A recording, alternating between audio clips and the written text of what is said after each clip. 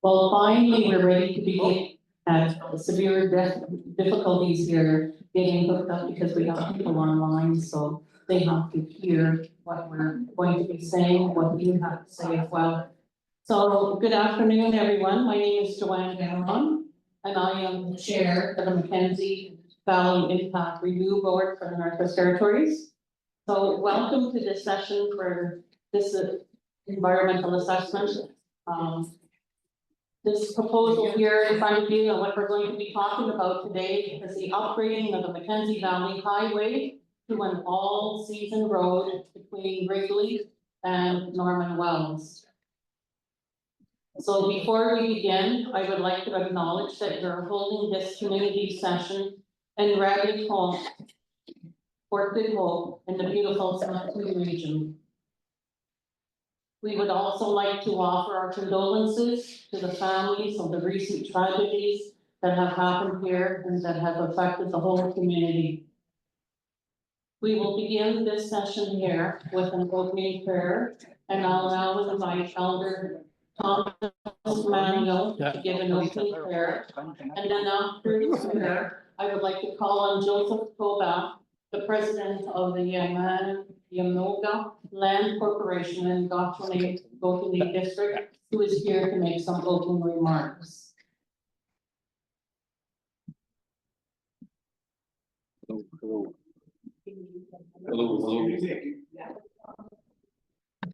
Let's see. Thank you. I'd like to welcome our visitors. First, I'll introduce myself. I am Joseph Kovak, president of the Yamoga Land Corporation. I'd like to welcome our visitors. We're here to give presentations on the Mackenzie Valley Highway and present some information.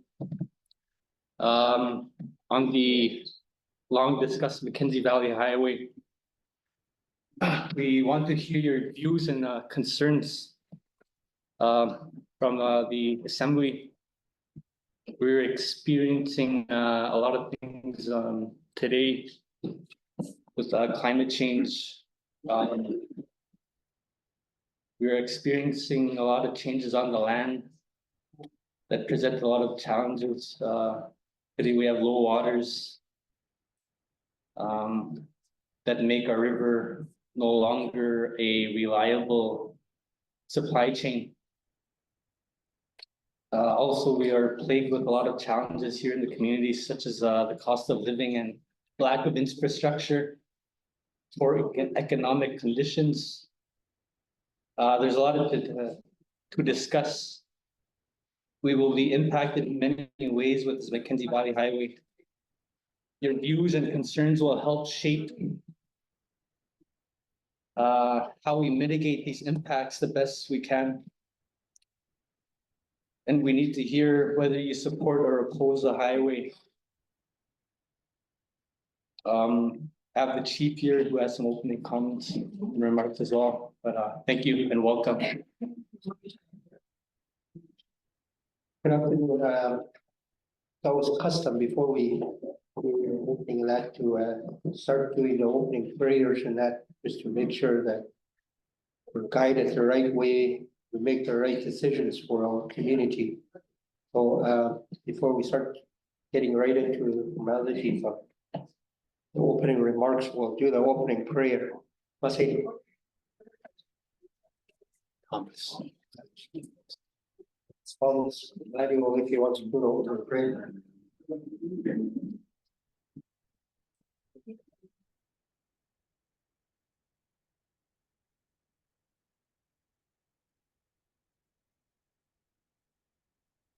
All right.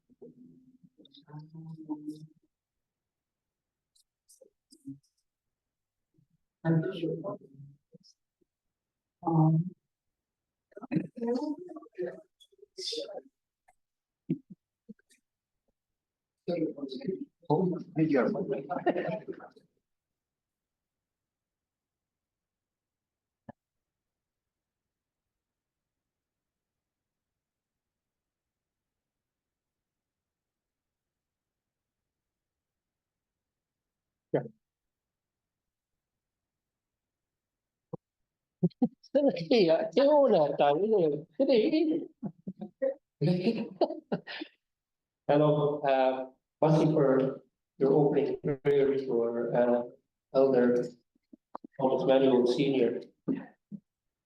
Before we get into it, like our land court president stressed, I want to welcome each and every one of you to our community.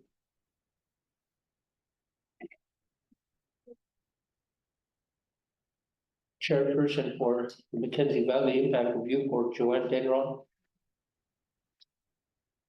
Also our Grand Chief over to Sean, who's sitting on the right side of me. And we also have Liz Wright from McPherson, who's the chief of McPherson, but she told me she's not a chief today. I can't understand that. But welcome. We have a long history, a long relationship with Cochin people down the river from us. Liz Wright's been Chief Liz Wright has been there to help us throughout our forest fire that we had last year with groceries and that. So again, we would like to say thank you.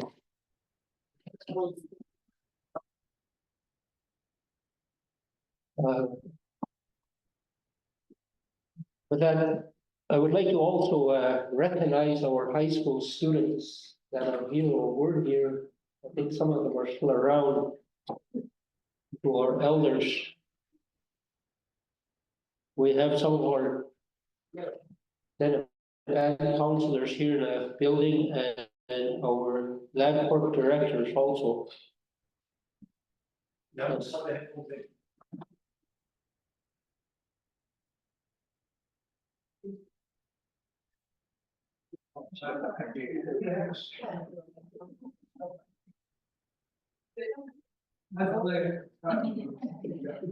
Okay, little bit technical difficulties.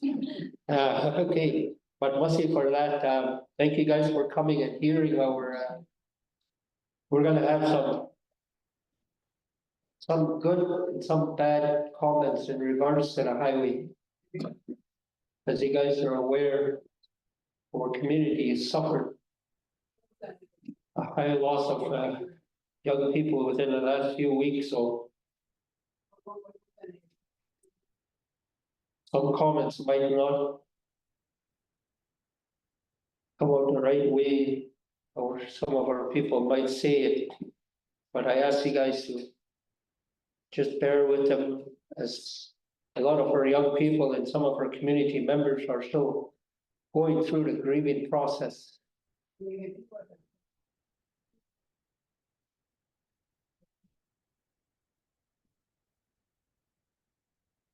So we'll pass the mic on to our Grand Chief, and from there on we can.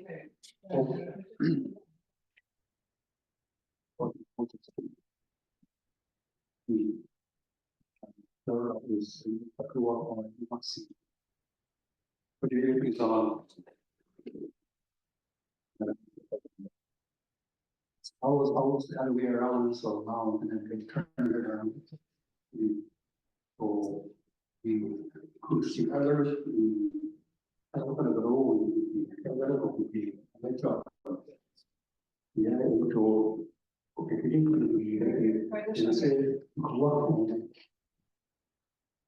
massiccio della parte, and finding ways. Se le coquette la modello non andato. Se le conte once in a while, di sulla sono la chiara che ora si deve fare con il no quali di questi you said it already, so whatever the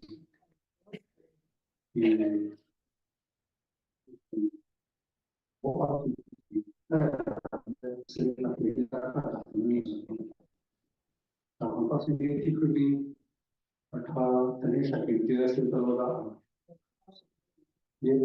Okura will be used in other your high very good in other.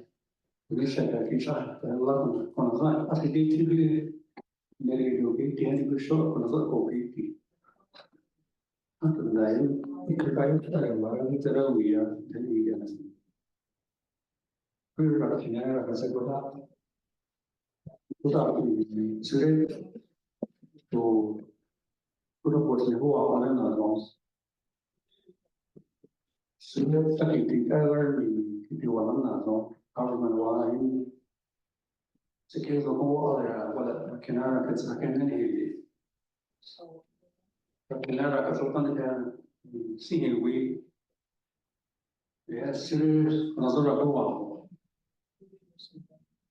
ka kung sa mi na kaya ko disi le ka ko se tiene to sa over to it is it hurt to what there was so tiny when the so far no can I get a coda I can be away by him and I cannot represent all common coda some no you represent all why it to do we okay do the Ryan time okay could you do like to so why tell it you could go and say you do Mackenzie get a coda the cover of a young internet co-government something to a well. Mackenzie and I say coding. Then I said, no. You got to show the boat of white land city. Thought that there are one of the how to look at you fire window to cut a to cut that in another go home. We must see.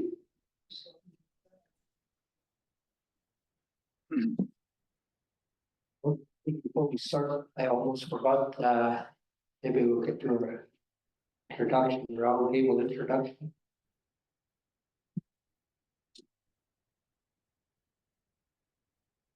Certainly, we can do the introductions that was on my list here.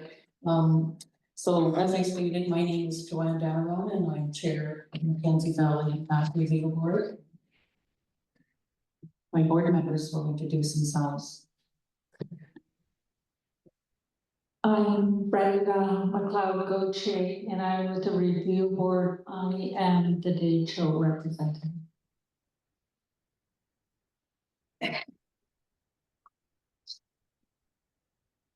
Jim Edmondson, I'm a review board member.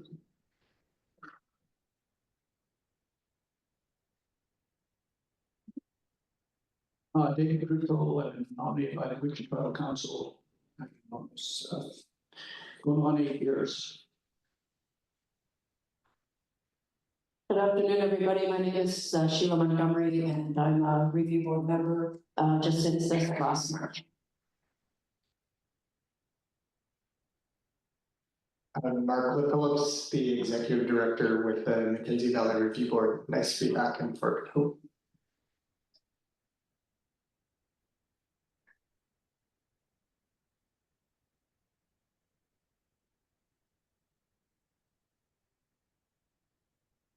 Hi, everyone.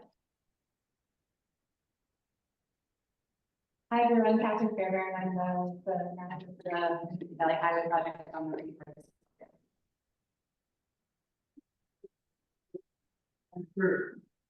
Hi, everyone. I'm the head of institution environmental assessment advisor with the Review Board.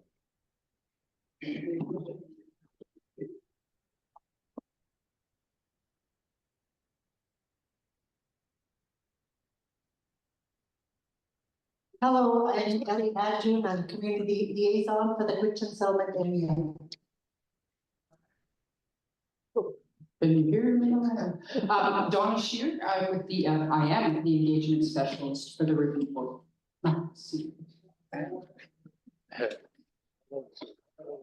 Okay, thank you. If I could have the GNWT introduce themselves too.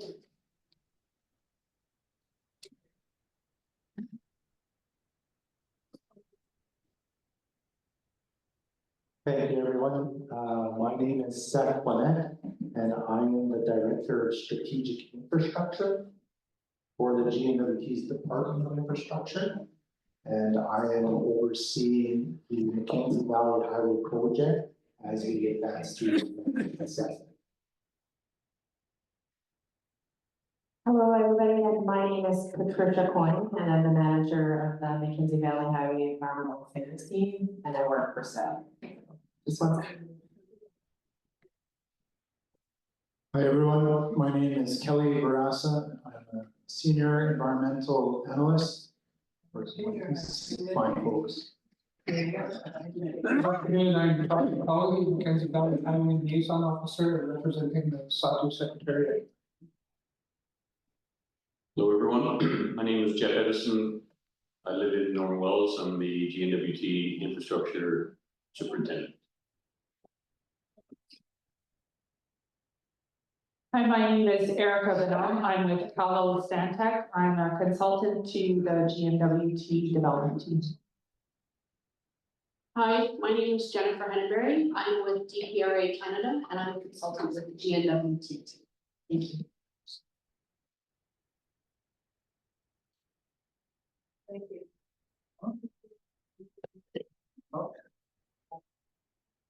Hello, hello everyone. Scary. We also have people online. I think there's some board members and we might have some staff from the review board also online. And I believe maybe the GNWT, I'm not sure if you have people online either. But just notice that there is others listening online. We'd like to also pass the mic over to the table over there. I believe there's some counselors, I believe, that are sitting at the table. So you could state your name, please.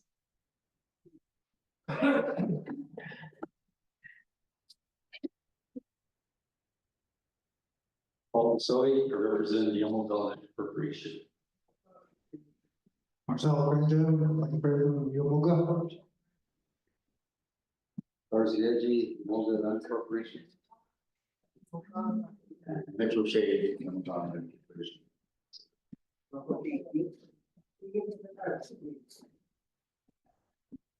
Hey, take it.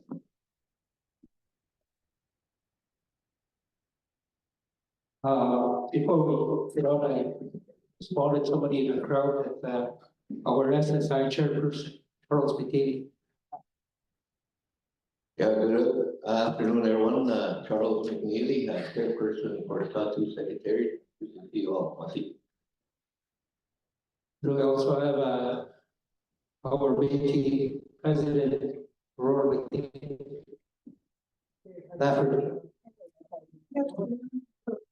Welcome forward to sing in on thank you. Also have one of our former land board presidents, Edward Rusi. Good afternoon, welcome to the community. Thank you.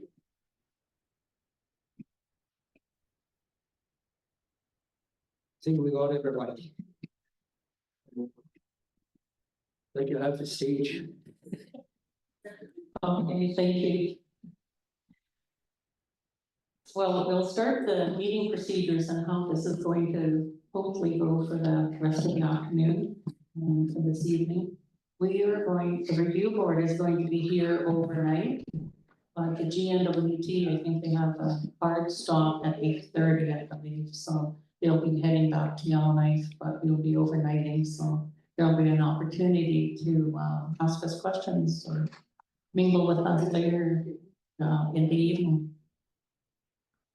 After the review board's presentation, the GNWT here is going to also describe its proposal in a short presentation. So there'll be a couple of little presentations here presented to you in clear English and plain English so that everyone can understand the process here. These sessions are recorded through Zoom, and the review board will be making the recordings available to the public registry on our website shortly after these sessions here. This will allow our board members who are not here presently to hear what you have to all say, as well as other parties who are not here in attendance. Please use the microphone for all questions or comments so that everyone can hear you in the room.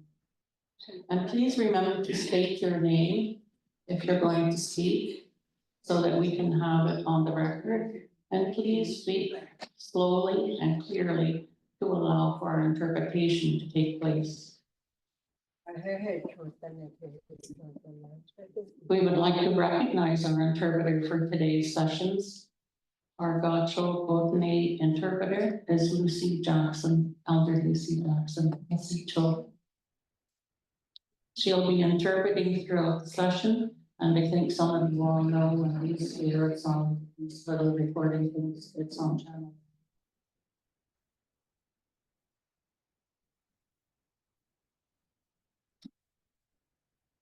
We need you to clearly share your views on the potential impacts on the project, on the environment, on your community, and on your ability to practice your culture. The review board also asks you to present your views, your opinions on how important that these potential impacts are to you. The review board will fully consider the views that we hear today, as well as other input we hear throughout the rest of the environmental assessment process, while making its decision on this environmental assessment. To make a good decision, we need to understand what you think. We will make every effort to listen carefully to you, to get the information that we need to make the best decisions possible in this environmental assessment. This meeting here today is a very informal type of meeting. We will be back in a more, formal type of hearing. But today it's an introductory, just to give you a head start and to let you know that we are here informally just to listen to some of the comments.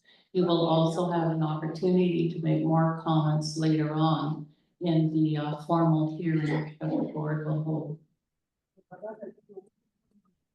So with that, I will now ask the staff to continue with the opening presentations and to go over the rest of the agenda. Merci.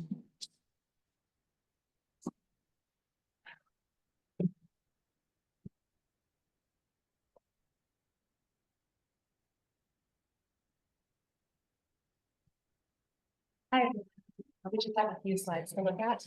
This first one shows the environmental steps.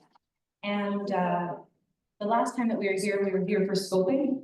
Scoping we did in Fort Hope 2013. I think the next slide shows some photos of that. At that time, of course, the project was going all the way to Inuvik, so things have changed a bit since then. On the next slide, we show some of the assessment steps that have happened more recently. In 2023, we got a really big report from the developer that they're going to describe that talks about all the different potential impacts and mitigations and things like that. That's the developer's assessment report. Since then, our board has been, and other parties have been studying things. People have been asking information requests. We've had community sessions in the fall. We were in Delaney and Toledo. Now we're here. We had technical sessions in November. And soon, when the board decides there's enough information to go there, we'll enter the hearing phase.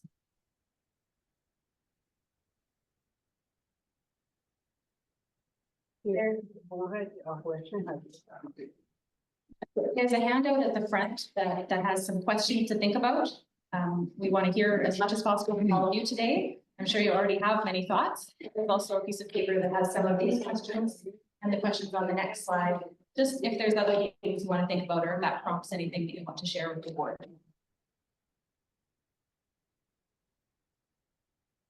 And that's it for me, John. Thank you, Catherine. Would the GNWT like to go over their presentation?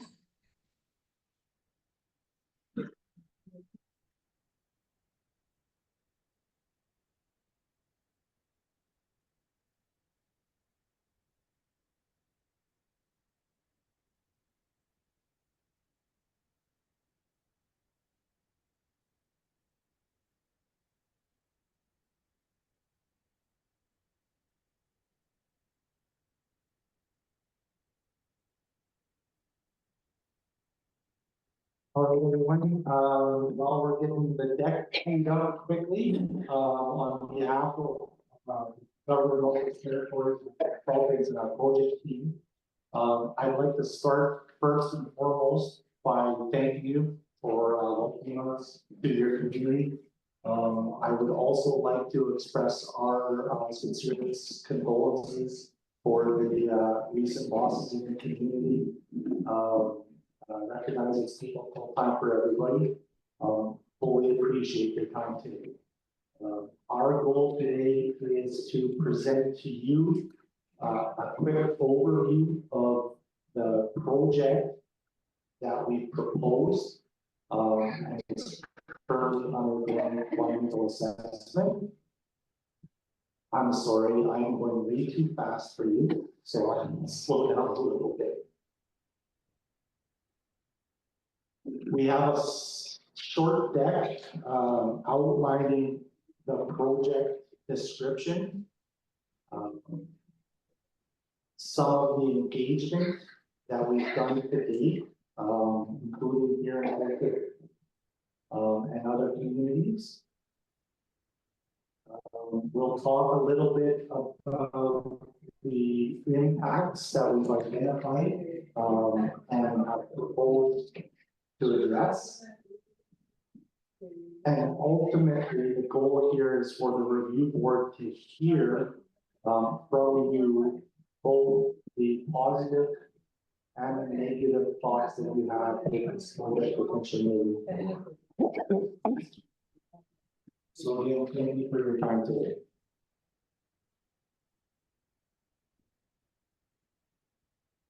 The idea of a highway through the Mackenzie Valley has been around for decades. The current project, the goal or the main driving factors, as already referenced, are to improve transportation and intercommunity mobility, the ability to travel between communities in the HO and the Satu, to improve and protect supply chain. So again, a lot of challenges this year with getting materials and supplies into the region, fuel in particular. Replacing the winter road with all season access is intended to help make that system more resilient and reliable.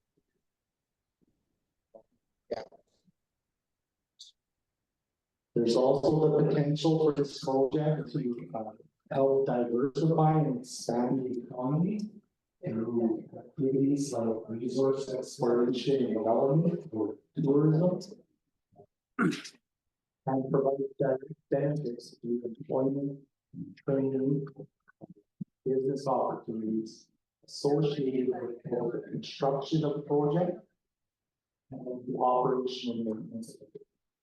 The added benefit of a more resilient transportation network, again, is also the ability to provide benefits for people when we have to evacuate emergencies. Again, something that has become more prevalent in the last little while. The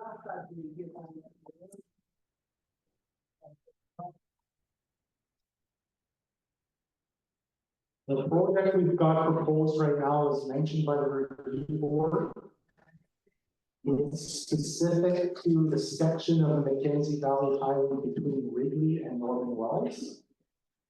Would replace the winter road from Wrigley to Toledo and Toledo to Northern Wells.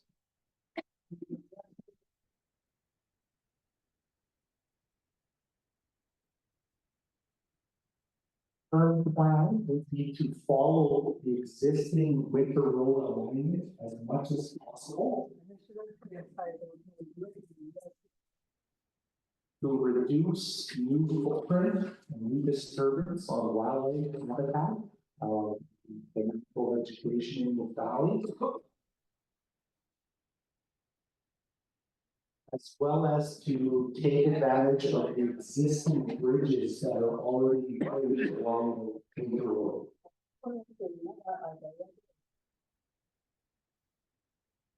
Project is planned to be built in 3 sections, 3 different phases. One being between Wrigley and the Decho-Saki border. A second section from the Saki-Decho border to Toledo. And then the section between Toledo and Northern Wells. Each of those phases is proposed to take up to 3 years to construct. With 1 year in between for permitting and regulatory authorizations. And all told, we would anticipate the project would take about 10 years to build over about a 20-year period.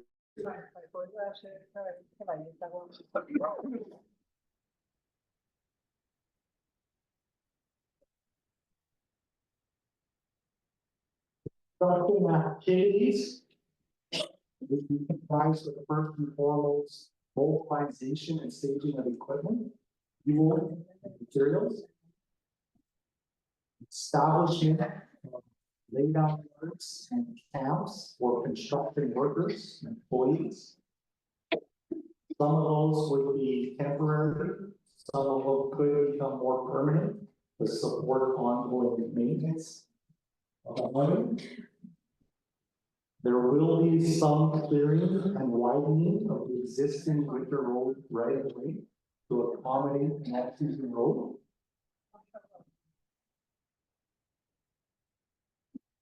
We'll need to develop oral sources and quarries to support construction. Again, some of those would be temporary for construction and some would be required for the ongoing operation. We will be using water to help support the camp and the camp infrastructure, as well as for construction and dust control.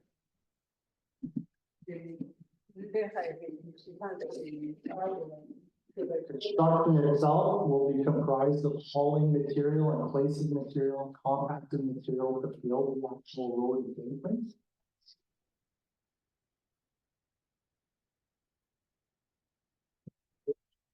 Not currently involved in any new bridges.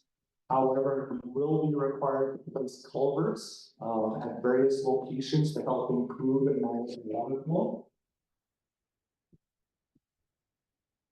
And then once completed, again, some of the quarries and some of the camps may need to be maintained long term for operation and maintenance of the road.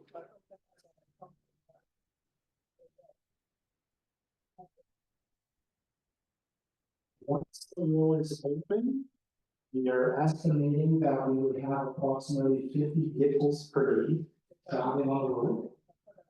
That's based on the current winter road usage. As mentioned, there will be the ongoing operation of quarries to help support maintenance and upkeep of the road. And long term, we will require water for dust control and population.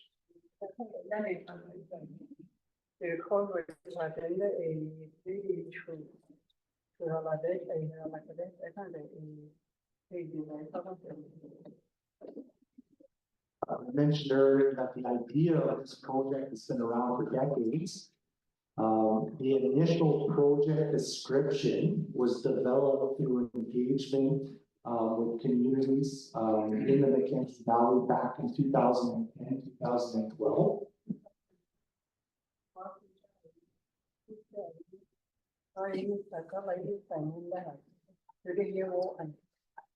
The GNWT actually secured the money to complete the environmental assessment in 2018. And over the last several years, we've been doing a lot of work, engagement and field studies and engineering work to inform the project plan. We held engagement sessions in multiple communities over the last couple of years to discuss the project design or project proposal. We asked for and received feedback on the potential impacts of the project. And we have been and continue to work on developing plans or mitigations to help maximize the positive impacts and minimize negative impacts or reduce negative impacts. Those discussions are ongoing. I think we had a team here in Fort Hood as recently as December talking about some of the socioeconomic impacts and mitigations.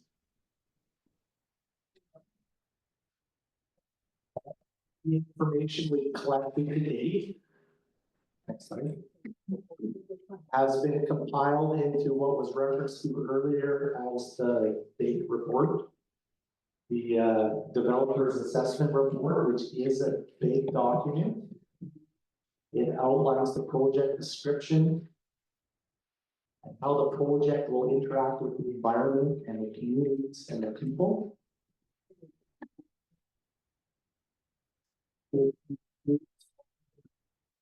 That we currently have proposed, which again have been developed in collaboration with communities, as well as learnings from other projects similar in different regions of the Northwest Territories. And it outlines the predicted effects of the project and how we're proposing again to improve or maximize benefit and reduce impact.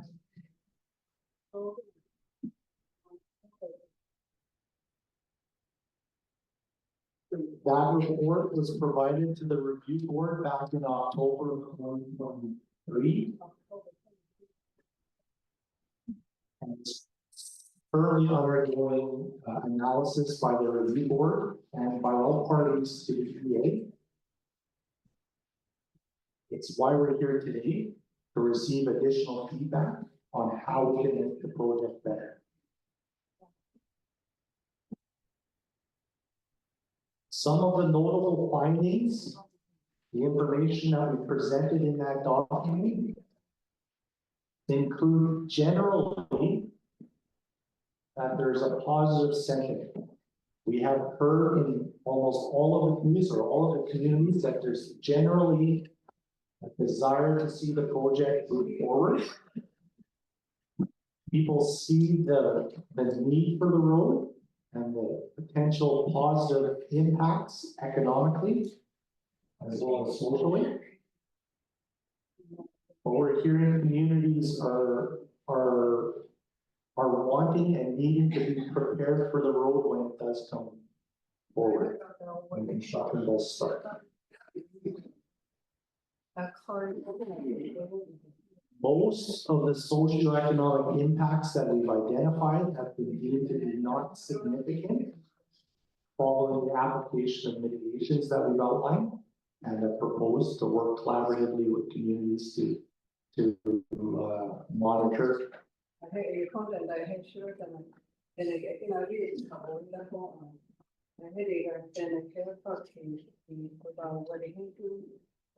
Two of the socioeconomic impacts or effects that we identified have the potential to be significant.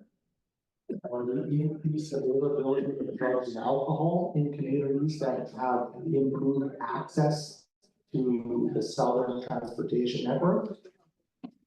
And the potential for more public safety concerns, incidents or accidents with a new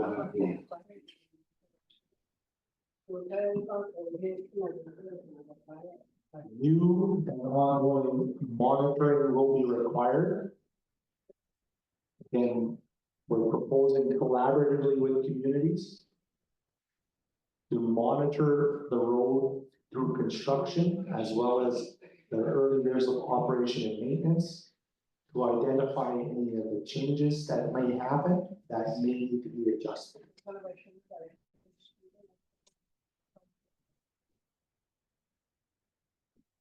On the environmental side, the mitigations that we've identified and collaboratively with communities and through best practices of other projects are expected to be effective at preventing significant effects to air quality, noise, wildlife, vegetation, birds, water.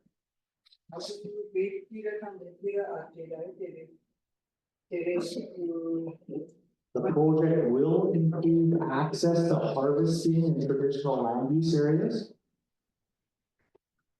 It will reduce boreal caribou habitat.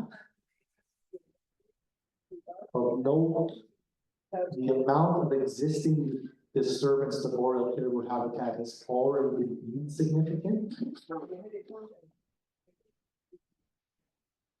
And the project will make it easier to harvest fish. And we've suggested to be conservative that the potential for over harvesting needs to be monitored. And we need to adjust how we manage fish moving forward.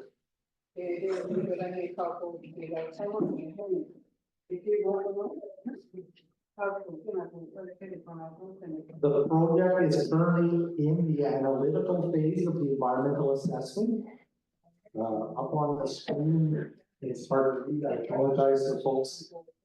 Here's the current work plan, or the most recent version of the work plan that the review board has proposed or is following right now. Of note, this community session is one of many. We did a tour back in October of several of the other communities. We presented the same information, same material, and took questions and responded from participants. We responded to over 140 comments through an online review system that the board maintains. We responded to over 158 questions that came from the initial review process of the developer's assessment report. And we are currently responding to another round of information requests that have stemmed from the public community sessions and the technical sessions that were held in Yellowknife in November.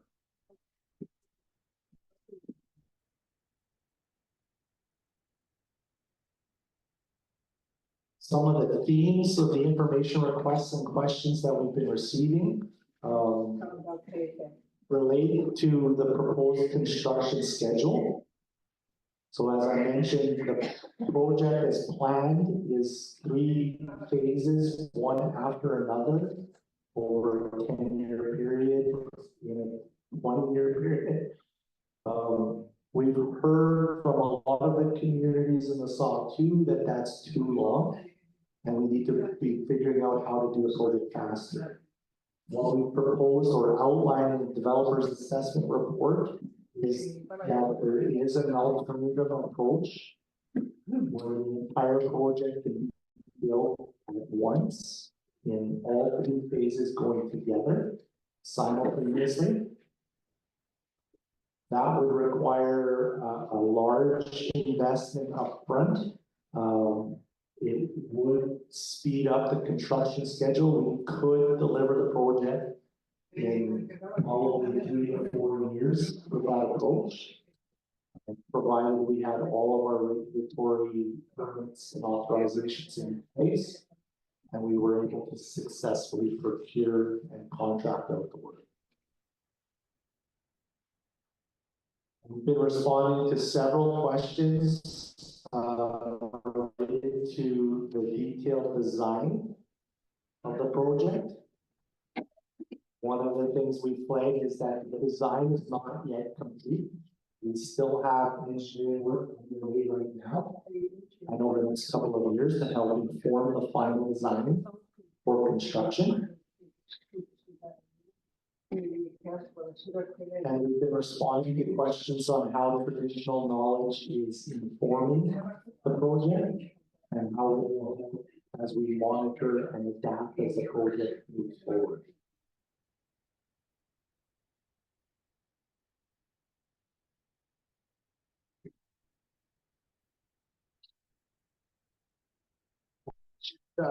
That one of the key things we've outlined in our proposal is that we want to work collaboratively with communities to monitor and manage the project moving forward. We have proposed the establishment of a Mackenzie Valley Highway Corridor Working Group, which would have representatives of the communities along the line that would help monitor and inform management plans, as well as help us develop a community readiness strategy. So even before we start work, we want to be working with the communities to understand what the community needs are prior to construction starting. And again, help make sure we have training in place, we can maximize employment, and we can identify and make sure we're addressing the proper socioeconomic impacts.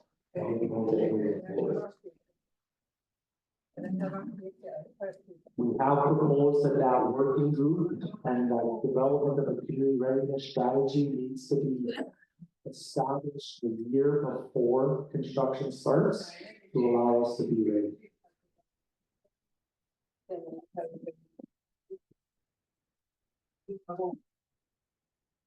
The next slide just quickly outlines now, I apologize, the next steps of the project. We're anticipating that the environmental assessment for the current work plan will be done later this year, with recommendation and a final report from the review board to the responsible ministers for decision early in 2026. We continue to engage with communities on the currently proposed mitigations, and we anticipate additional engagement coming up to help inform the management plans for the project. Things like the wildlife management monitoring plan, fisheries management monitoring plan. We have ongoing work for engineering and design to inform the final design. Once the EA is completed, we would anticipate we would need a year to secure the regulatory authorizations and permits that would allow us to advance the construction.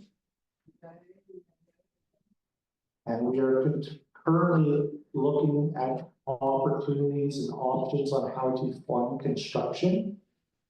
We do not currently have money for construction of the project.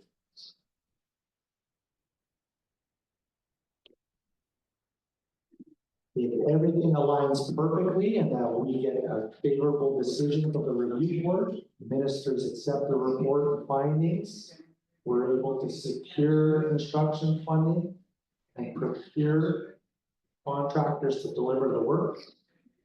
The earliest we could see construction starting would be in 2027.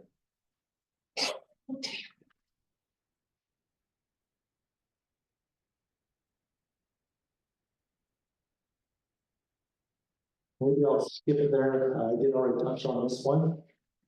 But in the interest of making sure we have time to hear from everybody here and answer questions, I'll say.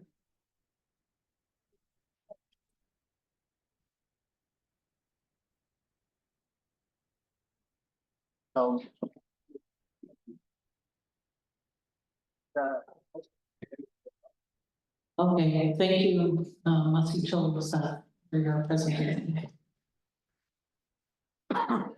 So as Seth gave his presentation, he opened it up also to questions. But at this time, I would like to open the floor up to questions from leaders or community members. This is an opportunity here for you to ask questions. Just raise your hand and someone will come over with the mic for you.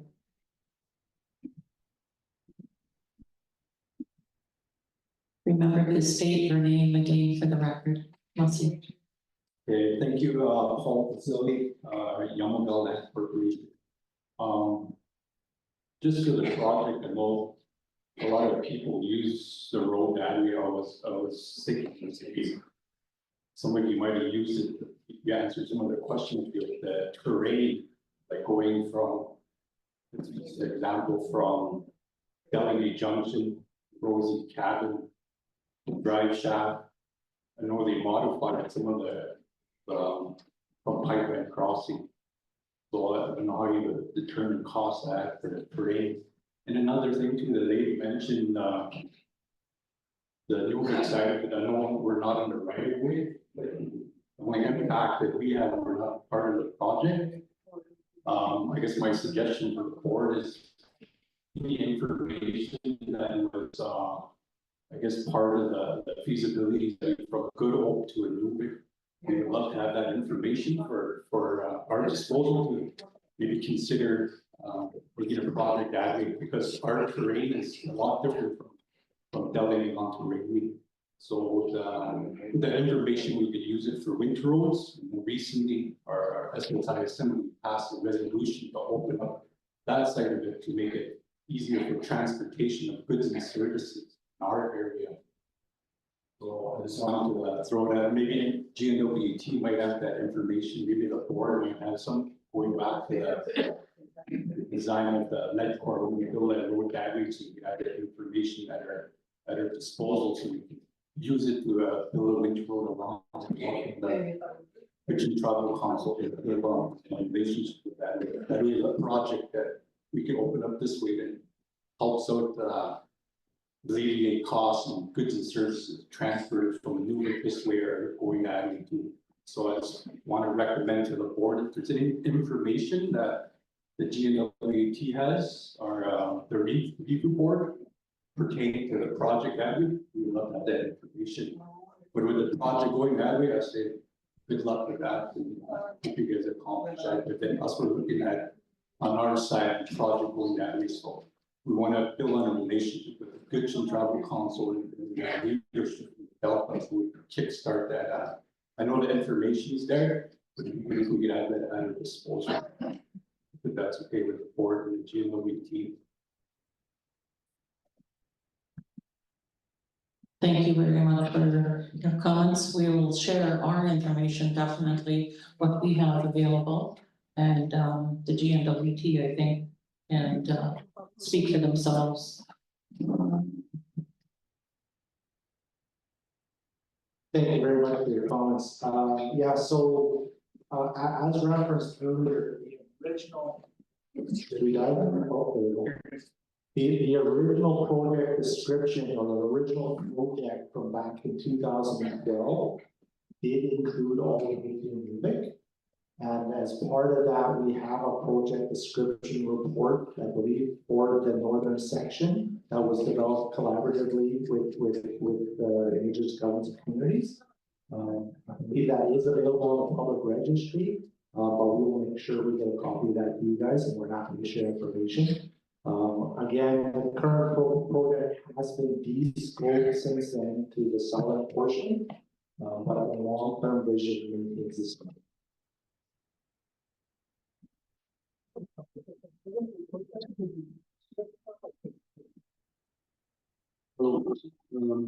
And again, this is.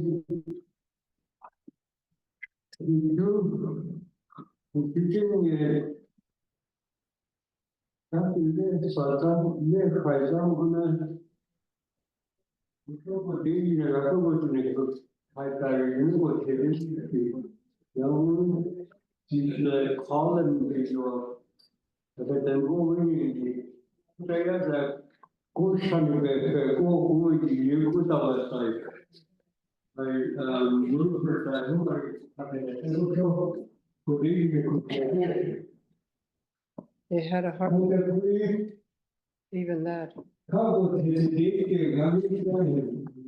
I still have to read that. Talk about alcohol was always with us for years. Look at our young people. Our young people are dying because of due to it.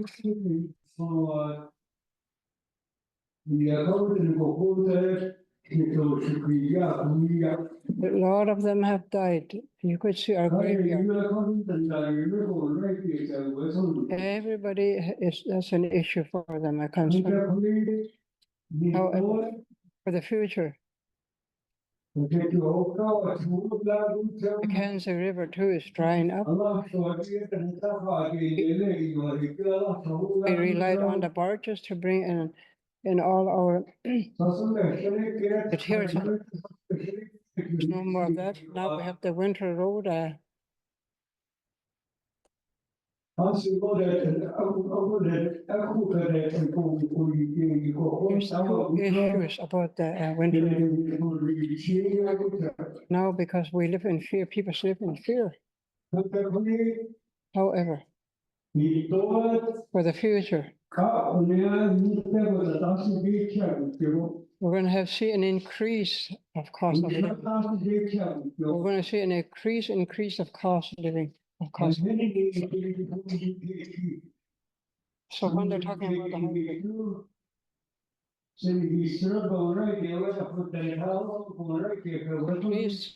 please think about this as a concern. If the highway, they bring groceries, people go out to get their own groceries and you know, if you fear for your life, it's true, it's of course it is.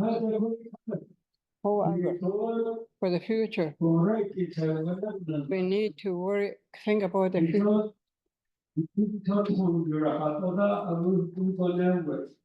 We need to talk about. They bring in groceries with a plane now and it's food. Even with the heavy machines, they bring in food. They're still expensive. Two stores.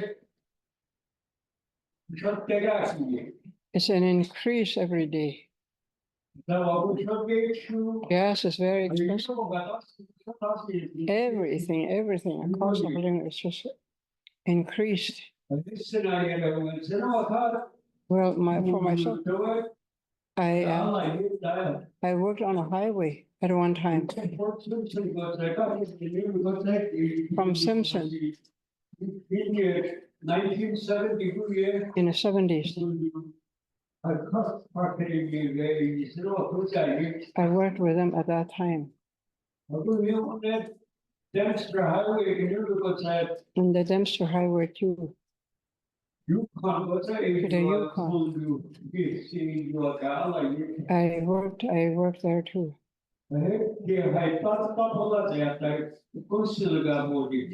How they work on quarries, I know, I have all that knowledge. But the highway is, you see, you live in fear. A lot of good things that were used is going to be gone. How we teach our children. How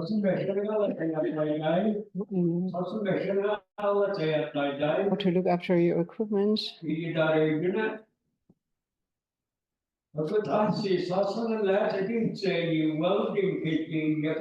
Welding too. They should get those trades for their jobs. For the heavy machines. They should be trained to work on those big heavy equipments.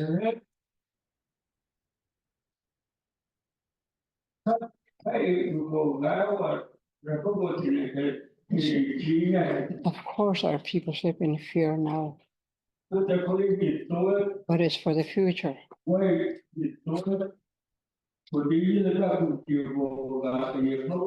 hope that life would get better for us.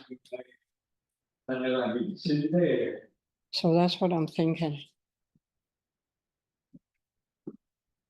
That's all I want to say in my language, but I want to also add a little bit in English. I think this only it has a lot of ups and downs to it. With our chief and our grand chief and our young Lance president has indicated. We've had meetings in the past where we talked about this highway. And the stuff that we've had problems with have come in because of it. But we also have to take that into consideration and say that that stuff has been here for a long time. And only this year, I saw something being done about it. But that's another story for another book and another chapter. Right now, I think we should concentrate on the benefits that we could get from the highway existing from here all the way up to New. Not just the winter road. The winter road is only open for a couple of months of the year. And even all weather roads. The people are going to benefit from it. They're even benefiting from it on the winter road now because they go out to Yellowknife, they go out to Edmonton, they go out to down south to the towns or to the cities to get supplies they need for themselves. So there is a benefit to development of a highway in all weather roads. We have relatives all over the place here, give us an opportunity to go and visit them. I wouldn't mind to visit David Cruz, go out and get virgin. It'd be a bad one. But anyway, that's the point I wanted to point out. And the environment, we have a lot of people in our communities really interested in the environment. Not just the permafrost melting and causing a havoc on our land, but we have a lot of wild animals too that we have to take into consideration. So anyway,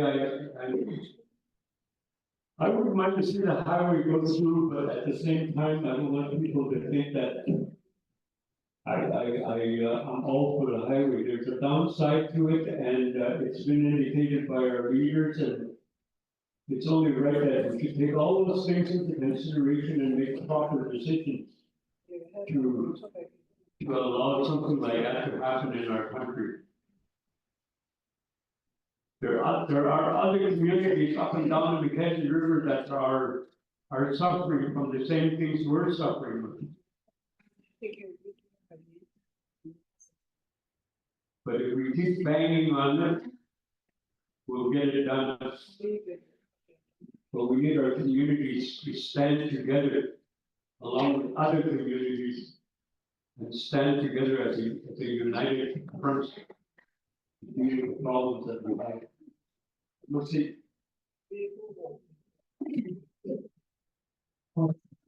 Search for channels. Please state your name again, speak. I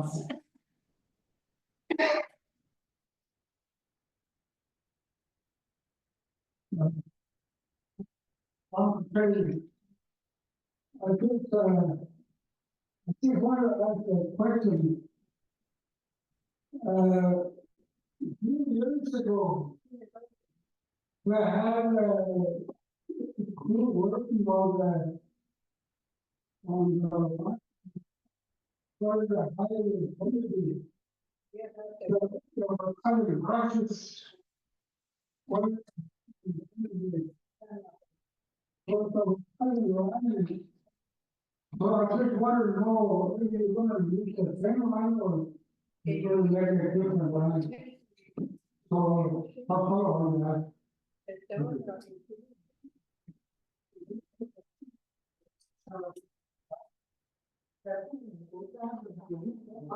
Anyone from the GNWT can answer that?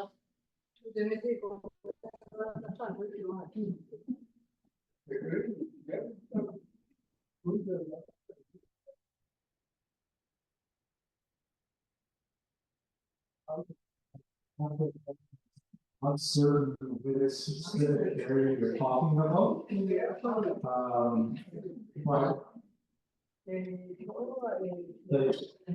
the current plan for the project that's proposed is to follow the existing winter road as much as possible. To reduce the need to cut any new areas. There will need to be some, particularly where we have to make the road straighter or make curves wider, and where we approach the existing bridges and stuff.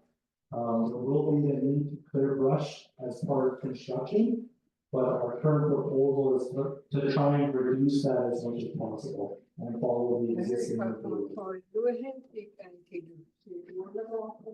and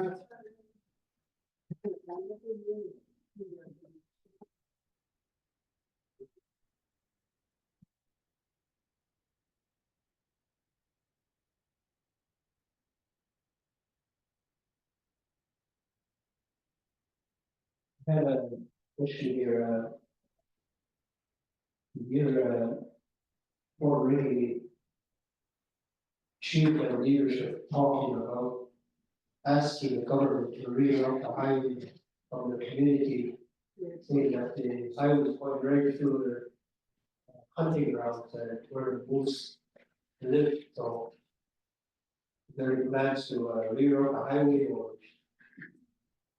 Or we can do with that.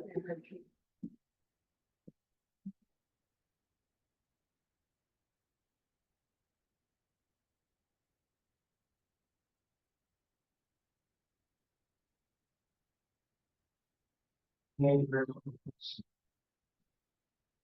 So, as part of the current project that's proposed, we do reference an alternative alignment, and we have done a high level comparison of what it would look like if the road was moved inland, closer to where the PPF and has suggested they would like to see it, versus what's currently our preferred line along the road. So there is a high level comparison presented in the current project proposal. Since that time, the Mackenzie First Nation has provided us with a line on a map of where they would like to see the road go. We received that, I think, early in March. A few weeks back. We're currently looking at that and evaluating how that can help inform what we come forward.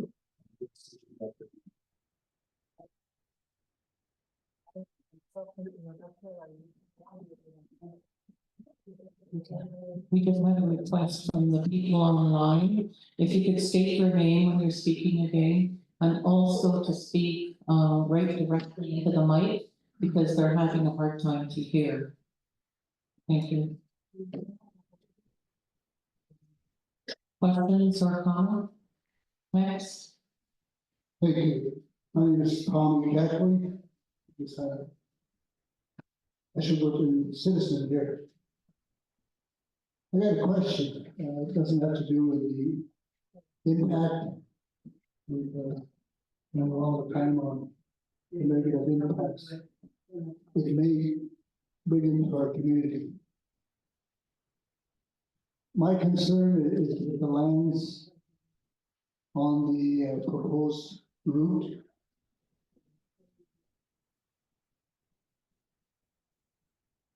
Development is inevitable.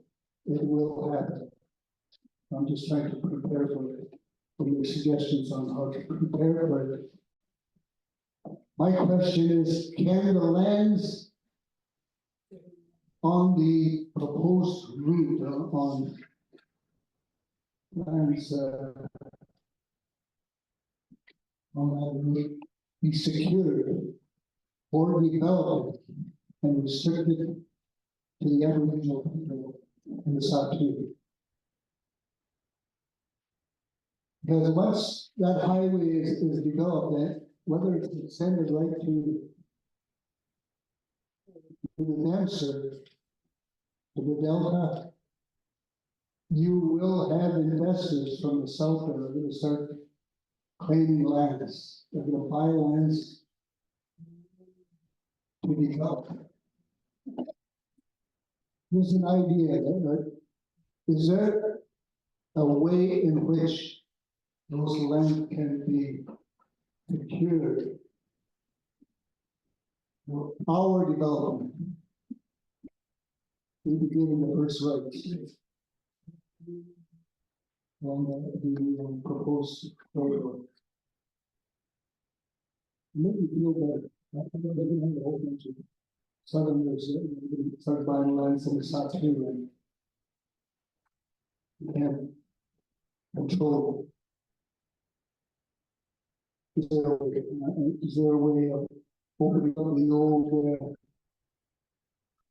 outpost camps, packages again? Thank you. We actually call them highway, not coming in, but over the development. We need highway, it's coming right to the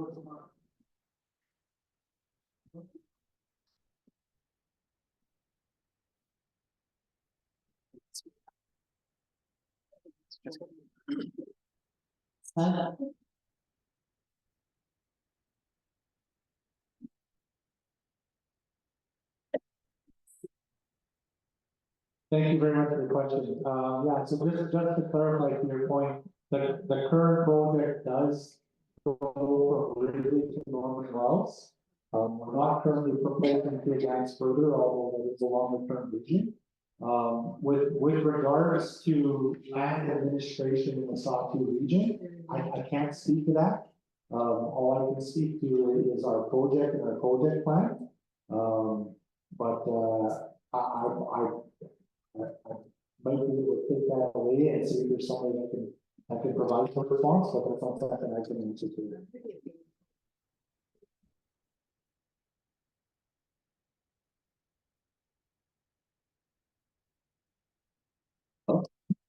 Hi. I guess my question is in regards to barging goes to Norman Wells. What we hope the only community requiring barging service. So what plans have been made for Fort Hope in regards to barging? Norman Wells will all be serviced by truck. So what any plans have been made, like for the NPS move their operation to Norman Wells, the barging service up to move it. NPS is pretty expensive. Cooper's ideal to do business like on the roads. So I'm just wondering if any thought was given to how road can be serviced during summer, you know, that once this road can be rubber plastic. Thank you very much for the question. With regards to resupply and servicing the regions, the Mackenzie Valley Highway will not, or is not currently proposed to replace NPS or barging. It's to provide redundancy in the current supply chain. So in the event that barging can't get into the region, we have an alternative. We would still have barging moving forward. It's still a cheaper means of moving materials. You can move larger quantities in a load than that would pick up. It just provides redundancy and the ability to do additional resupply and supplement that with traffic.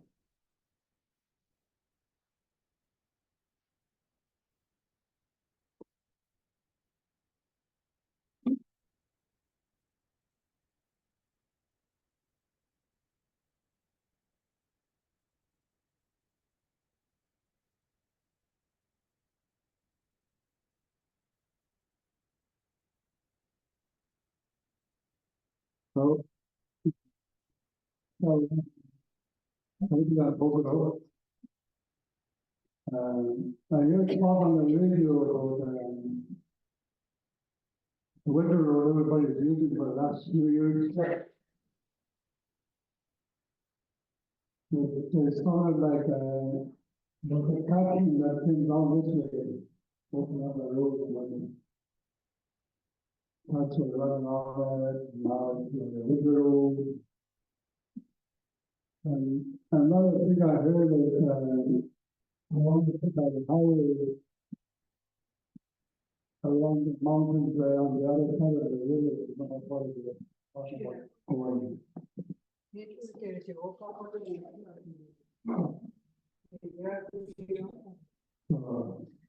just thought I'd mention that, you know, and then keep going as far as the normal route. But when I first heard it on the radio, highway from the other side of the river, they go to the mountain.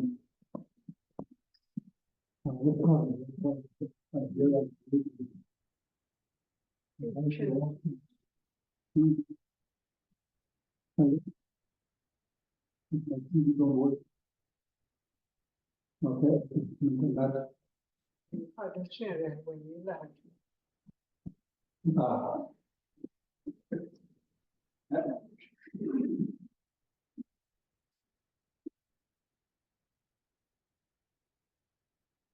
Thank you very much. Maybe just to provide a little bit of clarification.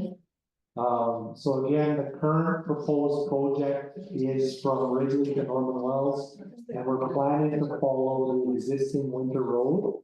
The news that you're referencing stems from the idea brought forward from the Pedley First Nation of relocating a portion of the road. It's not onto the other side of the river, but it is proposed to move it up the higher ground, closer to the mountains on this side of the river. For the section from Rádeyı to the Sapo Techo border. So that's what's currently being raised as an issue of concern by the Pedley First Nation that we're currently looking at.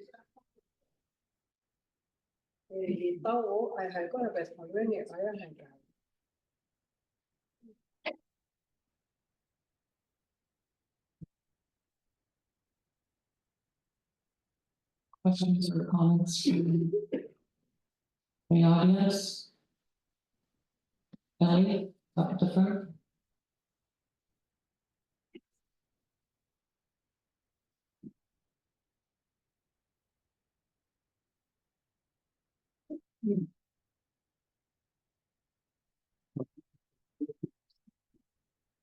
I think it was last year.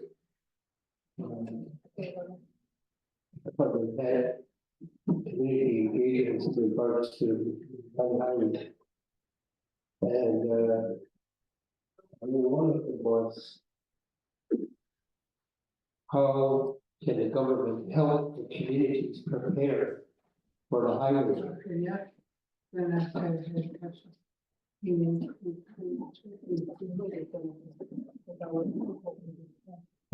at that, talk to our SAO and like Poland. If they're shooting that question at us on how they can help us prepare for the highway down the road. My number one question was, request was that we need money to start preparing for all the land healing wellness centers.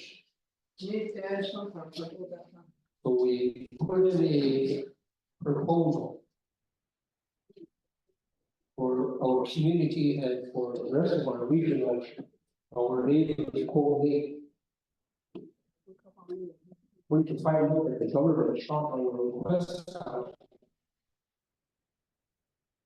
Well, when we do community engagements and throw a question out on how can the government help us prepare for the highway, I don't think you should do that.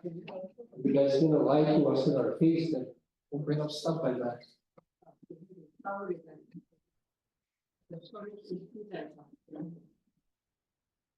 But yet the government turned around and gave $1.7 million for tobacco.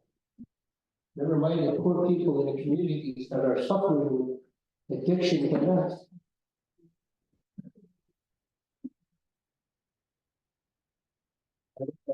This messenger spot. Kind of doesn't sit good with you when you come to our community and tell us that, tell our people that get your hopes up for nothing.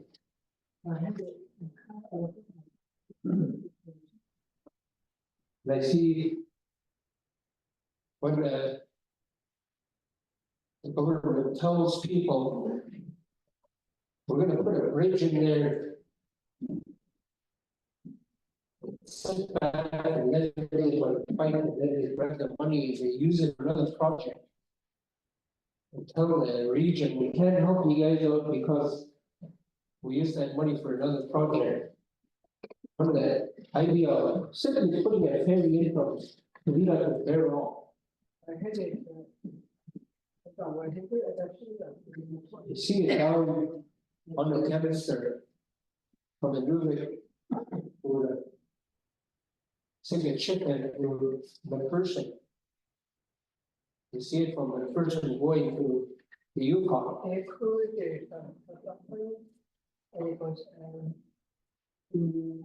Instead of treating fights all over the region, why don't you guys offer a simple solution? We need all the region money for other projects. Now we have to look around for more money to complete the highway.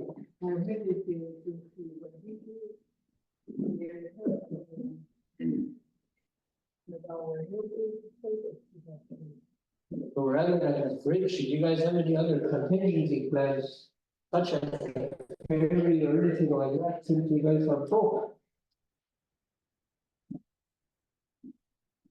Or do you have any monies for the communities to help us prepare for the highway? So they put it on the land healing programs and stuff like that, centers. My question is, what's it?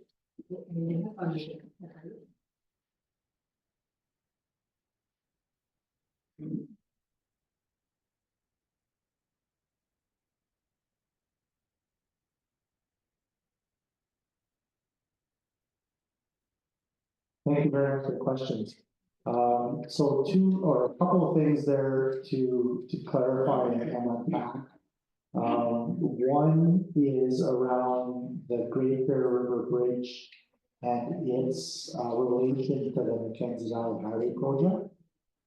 So as of right now, the Great Bear River Bridge project is not a part of the environmental assessment and the current highway plan.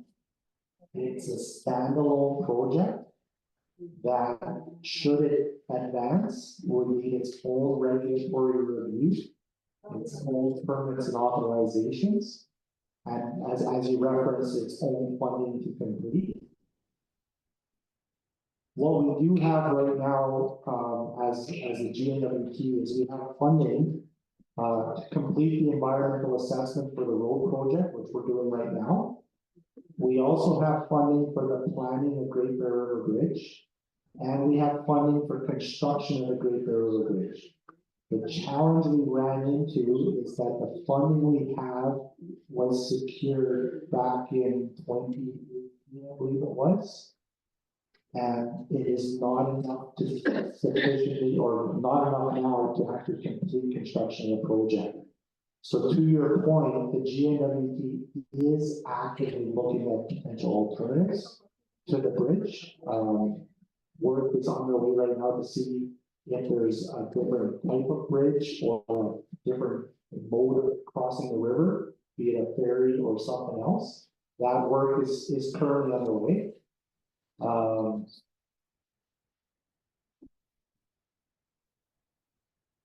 Sorry, was there another piece? I'm just trying to recall if there was another question in there. Sorry, on the line. Yeah.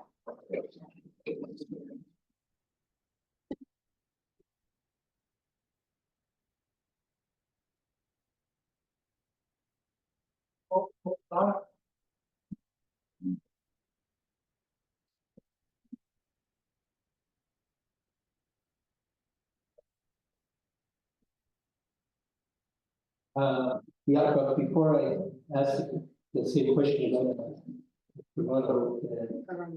the production, so. Chief Volunteer, my other question was. That is before was. The engagement, one of the questions we shot to the community was. How can you guys prepare the communities for this highway? Regardless, it's not coming to us, we're still going to be impacted. So I asked that we request that money, if you guys shot it down.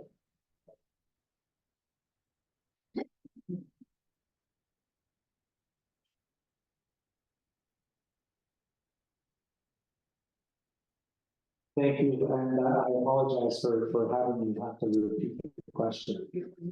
So the challenge we have right now, again, is the funding we have from Canada under our funding agreements for the project is specific to the activities in the agreement. So we have the funding to do the environmental assessment, and then we have funding for planning for Great Bear River Bridge. We don't have funding for construction or for any of the implementation of the mitigations or the measures that will come out of the environmental assessment. Those costs would come or be a part of project construction that we would secure later in the process. So the funding we have right now can only be used for the project planning. It cannot be used for construction of other assets or other types of programs or services or anything like that. It has to be used specifically for these activities.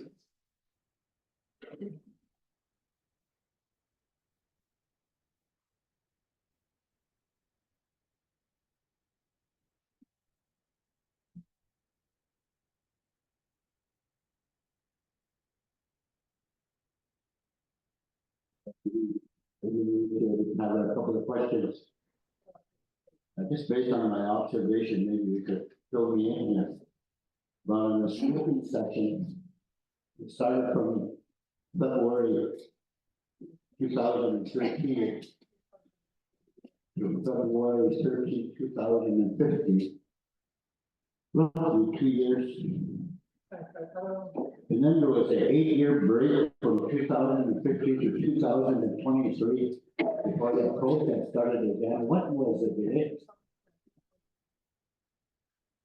One question. Seems like we're just talking because I could recall the president of Yamaha in 2008 in Rádeyı, which I had a report at home with huge support from the region to get that highway built. And we're still talking. I could see from that checklist a lot of the things that the region wanted to achieve were achieved. with the exception of the highway.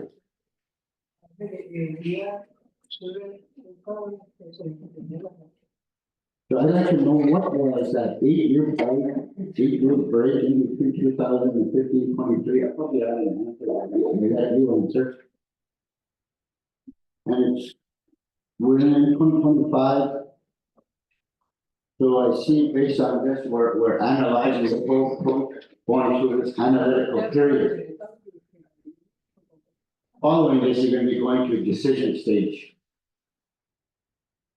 The previous speaker, one of the previous speakers asked a pretty good question, Robert Barassa. If the highway is only gonna go up to Northern Wells, which we accept, okay, fine. From, as a resident, as a citizen of our community, I'd like to know, once the highway is built, if this kind of a real beautiful day, everything happens, the highway is built. To his point, what's the plan for Fort Good Hope? How are you gonna deliver a freight once that highway is built from Fort Good Hope? What does the GWT have in plan for us? I think that's kind of what I wanna ask. How is, because I can see where Robert's coming from. I can see that barging service going into business, so there's no need for it. There's gonna be no need for that barge. Let's get that straight. The only one that's gonna be serviced is this community. I only see the barge being used in for other purposes, because we all know it. For us, our community, in that service for a number of years. We're totally dependent on the winter, so we could see costs escalated. So I'd like to know if you made a decision on a real good day, starting today, if you were to give approval for this highway, how long is that gonna take you? Because I hear you say construction could start at the earliest 2027. I'm assuming 2 years from today to then we'll be hoping to make a decision. That's what I'd like to know. Because it seems to me, and the first question, there was an 8-year break. What's the purpose of that? All of this could have been covered in that 8 years.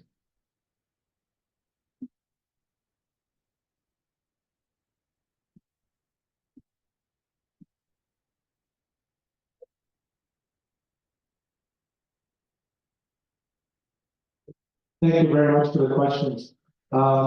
So with regards to the timelines that have gotten us to where we are today, I did reference, and maybe I just glossed over it a little bit in our presentation, that the original work to develop the project description reports and get applications into the review board was funded under an agreement with Canada back in the early 2010, 2012, I believe it was. There was a 2-year period with scoping sessions to develop the terms of reference that would guide the environmental assessment moving forward. And then between about 2015 to 2018, the GNWT in collaboration with Indigenous governments approached Canada with proposals to fund the environmental assessment, to seek and secure the money necessary for us to do the work, to fulfill that terms of reference, and to do all of the studies that are needed to plan for and design the project. That money was received in 2018. So there's a gap there where there was no work on the project other than trying to secure the funding to advance it. Once that money was received, that's when the real heavy lifting started. And that's where the GNWT established our project team. We retained our consultants and the subject matter experts. And we initiated all of the fieldwork programs, all of the community engagement processes necessary to respond to the terms of reference and develop the developer's assessment report, which was submitted in 2023. That funding is still being used today. for things like this session, for us to come and participate, and for us to continue to adapt to the environmental assessment. The funding we have right now for this work is under an agreement with Canada that will expire in 2023. So our ultimate goal is to make sure that we meet the completion of the EA by that timeline. So I hope that addresses the gap in there. It was because we lost, or we didn't lose, but we didn't have the funding to advance. And then over the last 5 years or 6 years since we got the funding, it's been to do the field work, to do the engineering work, archaeological work, community engagement, and how to plan the project. My whole point being is that the highway may go up to Norman Wells, but the cost benefit savings to us is what I question. It's really what I question at the end of the day, that the cost versus the benefit to us, because you can imagine it now, right now, winter, they might be able to get onto the winter road, but when it closes, what I'm getting at now, we fast forward to this coming summer, if we don't have the bars, you can understand why then we probably need to buy ahead of time. But then that really begs the question, that we start planning ahead of time and start bringing in our goods on the highway, say part of the Norman Wells, and then bring it in on the winter road, then really it begs the question, what purpose does the barge would serve it? That's what I'm getting at. And I just want to make sure that the GNWT is thinking about folks at home in its planning and how you're going to make up that. To try to make sure we're not impacted by those costs. Thank you.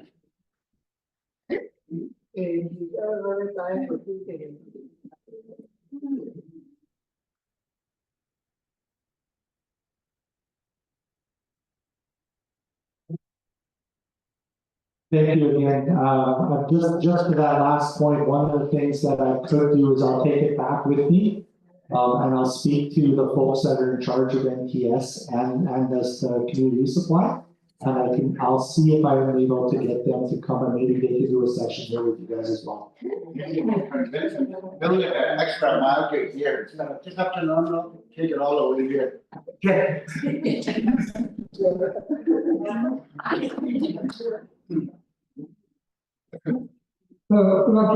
again, Dr. Kenny. I'm one of the elders in Corbin Hope. And how can I go on the highway? Worried about the cost of our food. And I think that highway is gonna help us to lower the price on our stuff. And I'm going to tell you people that last year, when I started on highway from the west to Rádeyı, I only went about 6 miles. And I don't know. I don't know what happened. I hope this time I go. Because so that's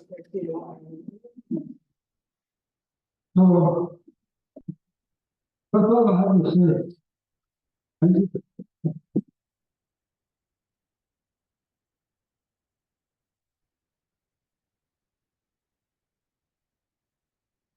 Thank you very much.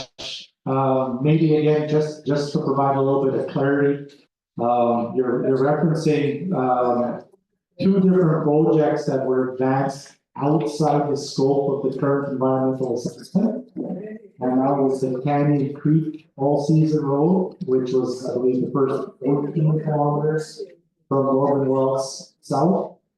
And then the Prohibition Creek Access Road, which was originally planned to be another 16 kilometers, I believe. But was reduced because costs became a challenge and we didn't have enough funding to complete it. Both of those projects were advanced outside of the EA with the intent of being capacity development projects that would allow local businesses to employ people and train people, so that when the larger project does advance to construction, we have local people that are able to be employed and trained and take advantage of the opportunity. So those are granted as standalone projects, which is why they were shorter and smaller. And we did see a lot of local employment, a lot of training, through both of those projects, which we again hope to leverage moving forward.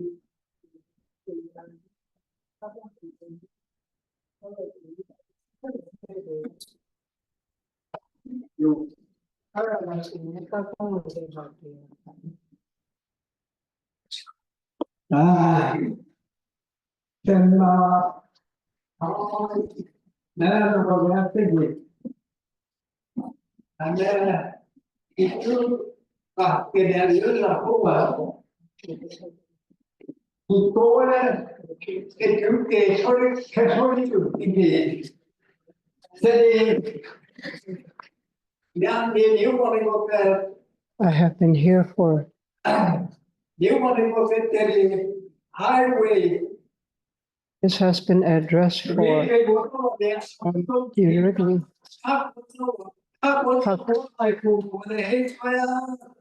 Before it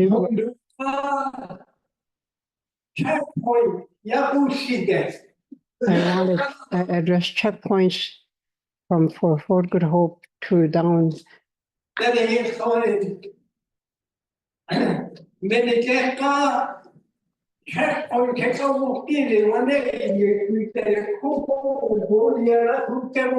They should have checkpoints every so many miles and have a building there to make sure we don't have those kinds of here. All our young people they're all dying because of all these addiction.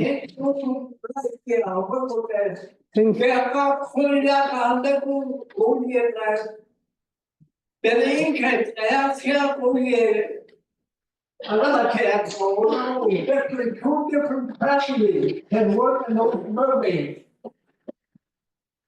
You know, if we want something to be done in the north, we should all fight together. We should. Are you allowed to go there to chuta to do things? I need are you allowed to go? I won't let those. I went that one. The trucks are just, the roads are just open. I just stuff in the truck, people are traveling with. It's open for them.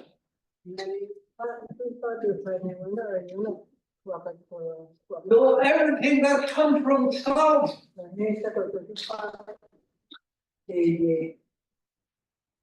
No, we should all have one voice to say our young people, our beloved ones.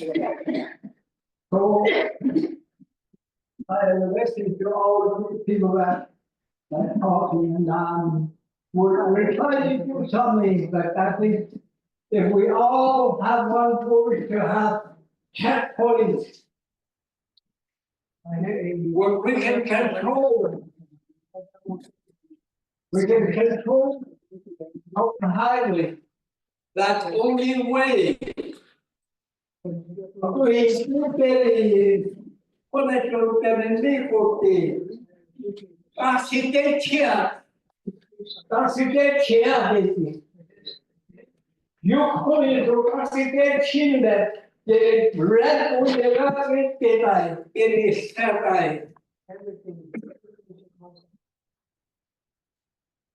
have told them that Marcy, the corridor put you share, I have Marcy. You told for the good you stay over. So that they could have a good future.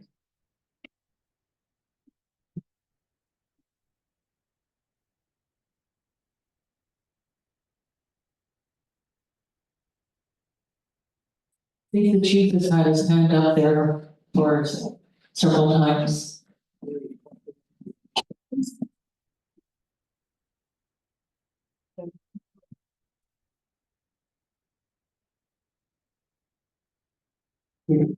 All of you, I was gonna make a fast request. I only sat here for a few hours now, so the request will have a little break here. It will translate a break also. Okay.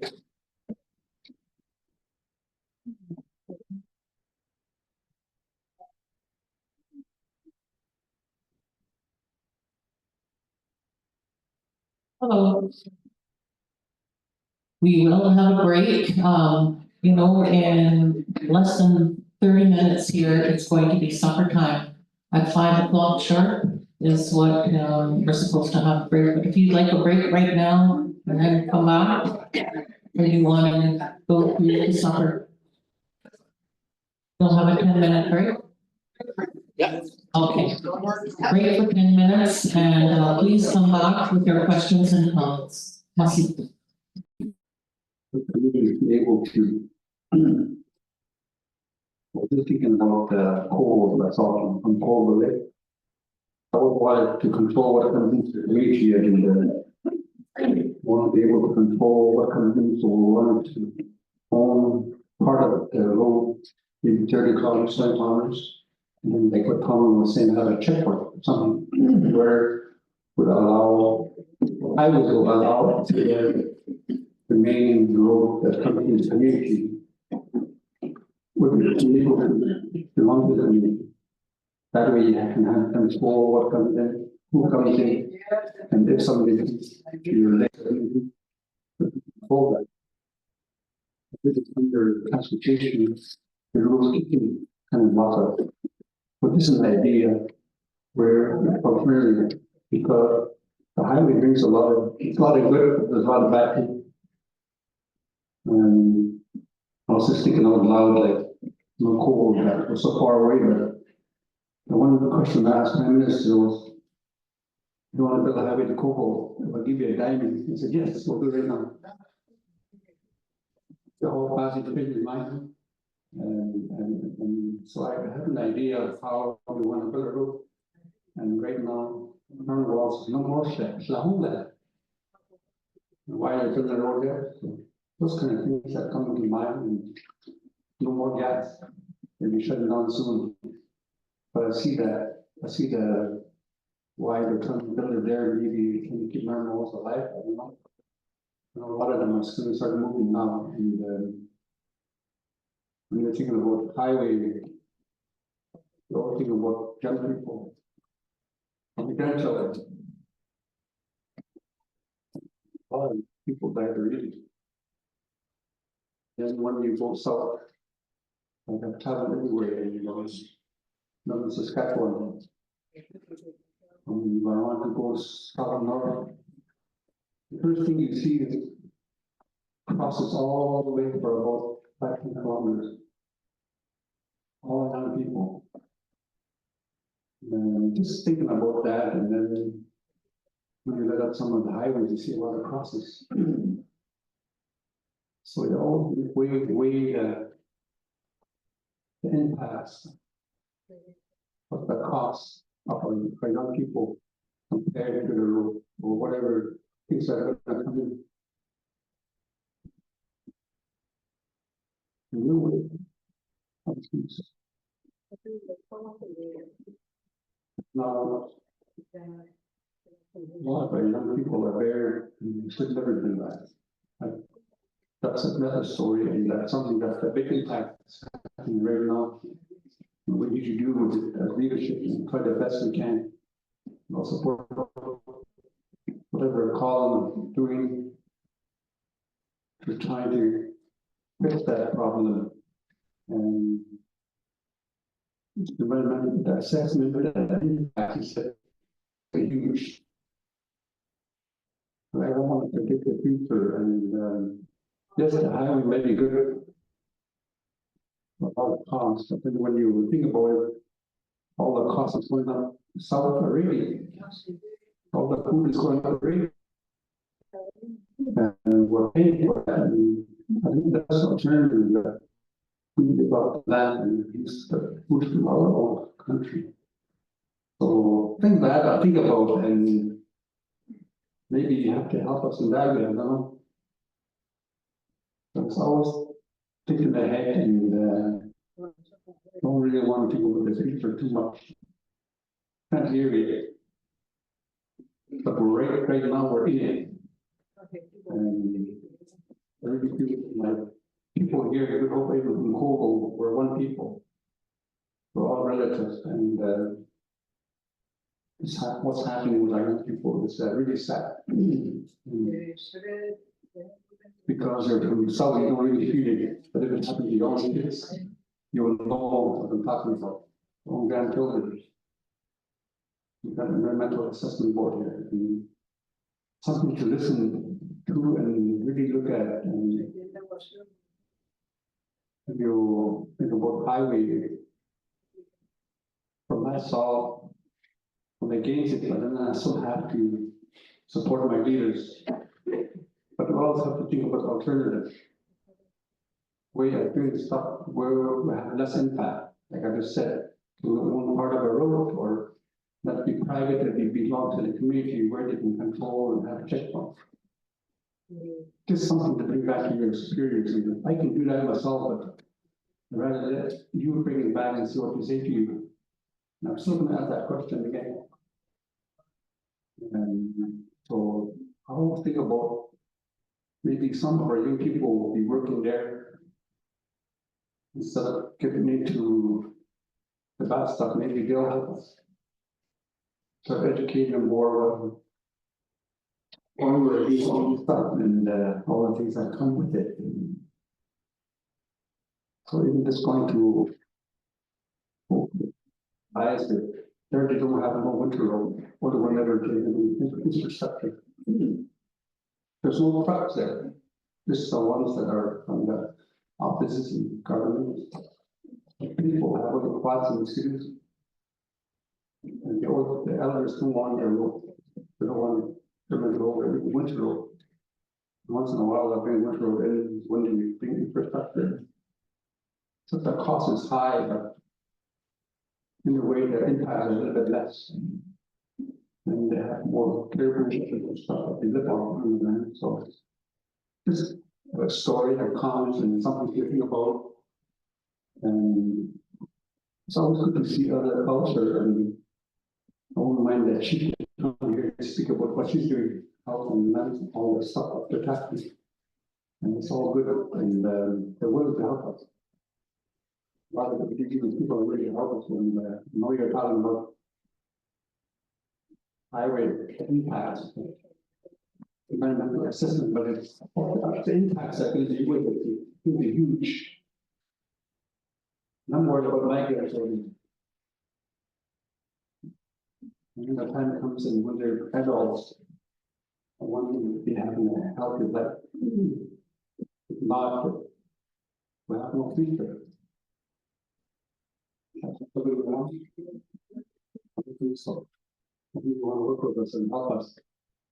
Rid of this problem is how you are young people. And really hope to go to home and not afraid to talk further. And been a leader a long time. It's really helped me to speak for other people on how we can really see things. One other thing that I wanted to mention about.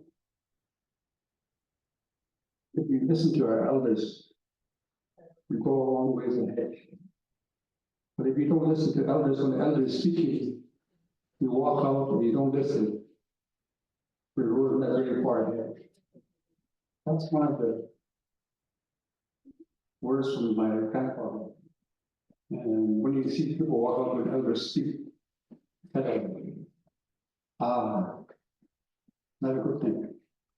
But when you hear this elder speak, listen, they're trying to tell you a story, trying to tell you something, and you really listen to them. And I see some of our people that elders speak to walk out, to listening.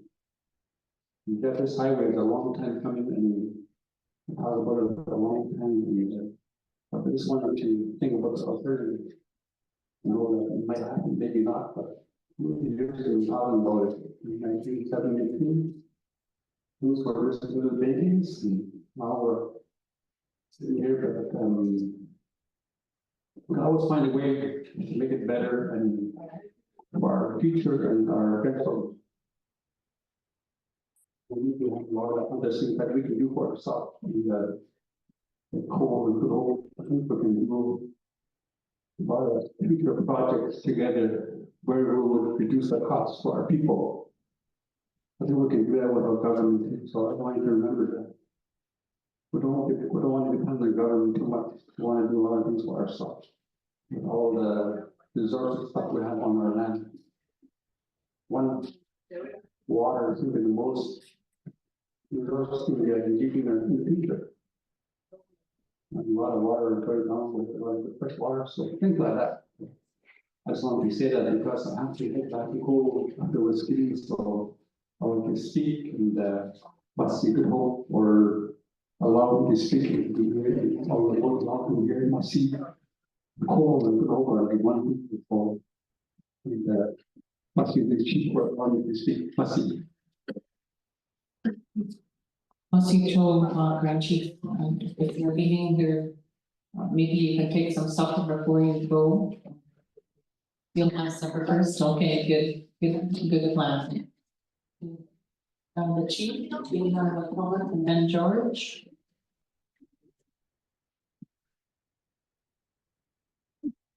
We'll have Arthur, then I think Ed will go after Arthur before George.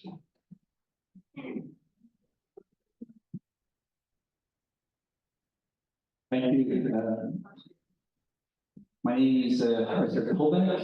I'm the business manager with Northern Developments Limited here in Fort Good Hope. I wanted to just try to understand what is being discussed and brought forward. And like many other people, I am quite trying to take in what's being proposed and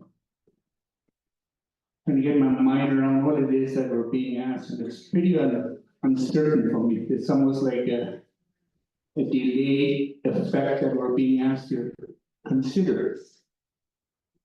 And I didn't want to not say anything. I need to say something because this, what we're talking about, it's been talked about many years, but when you're being asked to consider some project that's going to end in the next community, you think it's not going to affect us, but it is definitely going to impact us, whether we agree or not. And I think for me, that's the issue.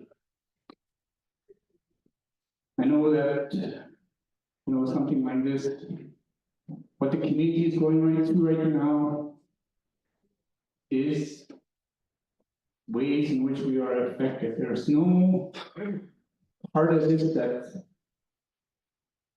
that is not being considered. It's like all of it. Here in the community, some days we're trying to find answers, but like the chief said, and I really agree with that, is that when we are definitely knowing we're going to be impacted, and yet we're asking for the ability to prepare for an impact that's coming down. I know what I'm kind of like speaking about because we did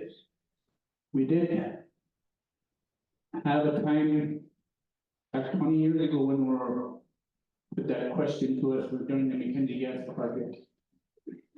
We're being proposed to think about the impacts and what mitigating factors we wanted to propose to government and industry. This, I think, is no different. The only thing that's different is that it's in sections so that, initially we wouldn't be considered making, having a whole lot of what you call, we wouldn't be considered as a primary people that are gonna be impacted. We are gonna be impacted, but we're off to the side a little bit, so we have less of a priority in terms of impacts. But you know, some days I think about this, and it's like we do projects here in the community, we do make decisions, and the leadership does make decisions to make a direction for the people here. We do projects that will create employment, training, education, that sort of thing. And we're trying to do our own planning, but you know, when things are going to be impacting our young people, we are very concerned. We have to rethink everything. I think back on the days when the first Mackenzie gas project, the pipeline was being proposed, and my parents, my grandparents, and a lot of elders spoke up, and you know, we were too young to consider everything, but when they spoke at these hearings and spoke about the impacts, their land, our resources, our animals, and it's like, it's just a wake-up call that scares you. At some point in time, the things that we rely on are not going to be there any longer. And it's like, you know, who are we as a people after that? It's like, do we exist? Do we survive? For me, you know, the whole thing about the socioeconomic thing has always been there. It's been there during the Mackenzie gas project, and we considered it.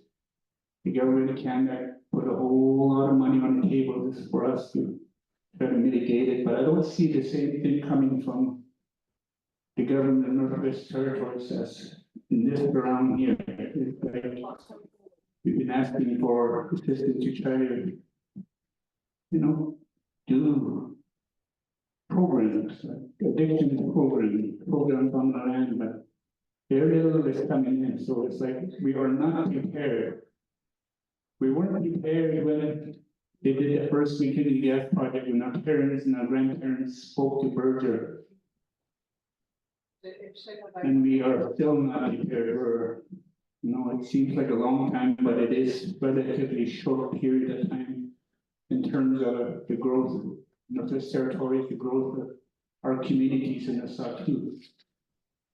We're just now finding, beginning to find our feet underneath us economically. We're beginning to establish our own community plans.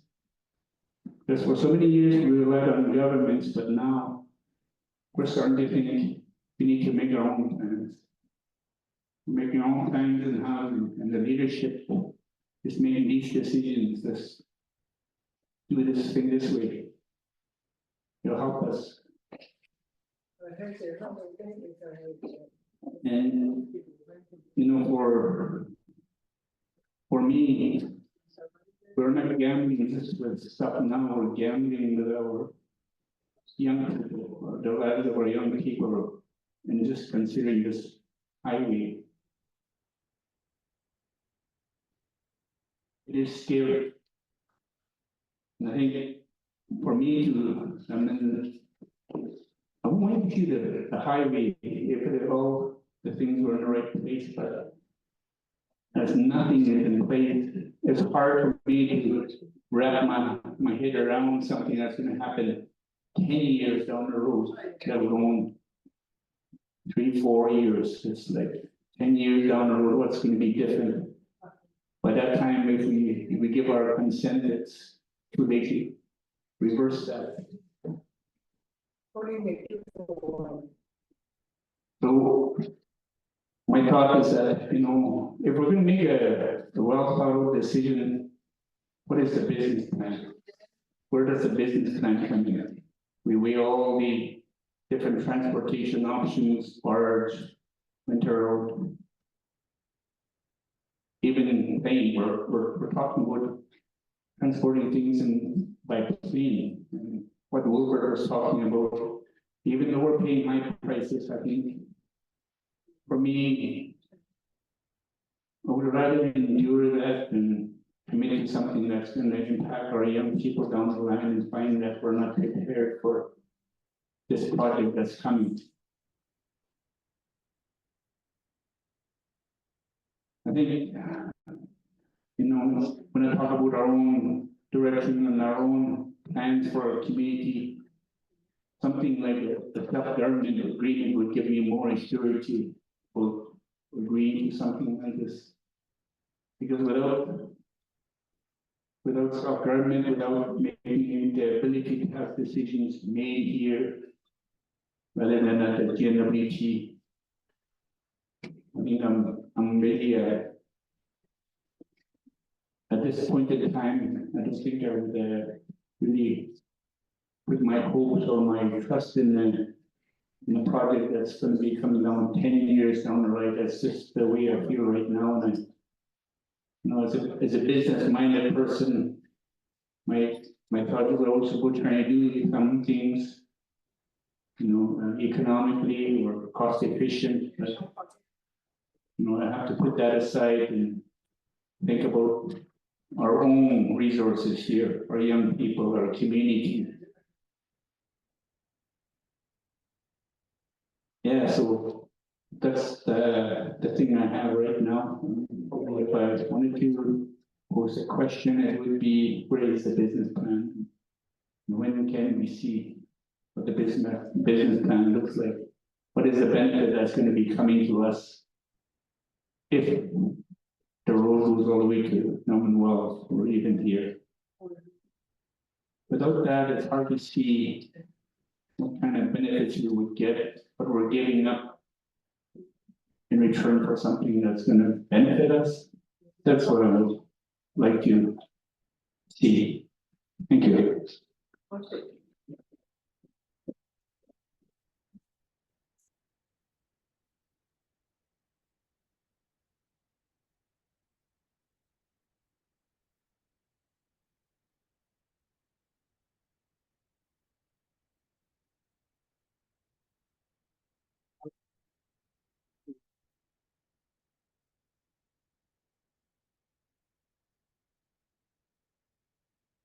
Hello, thank you. Just just a quick question. I was reading the information and I don't know what you guys thoughts are about trying to make sense of it. So in that discussion, maybe you have some questions for us in terms of the potential impacts to the environment, to the water, air, wildlife, fish.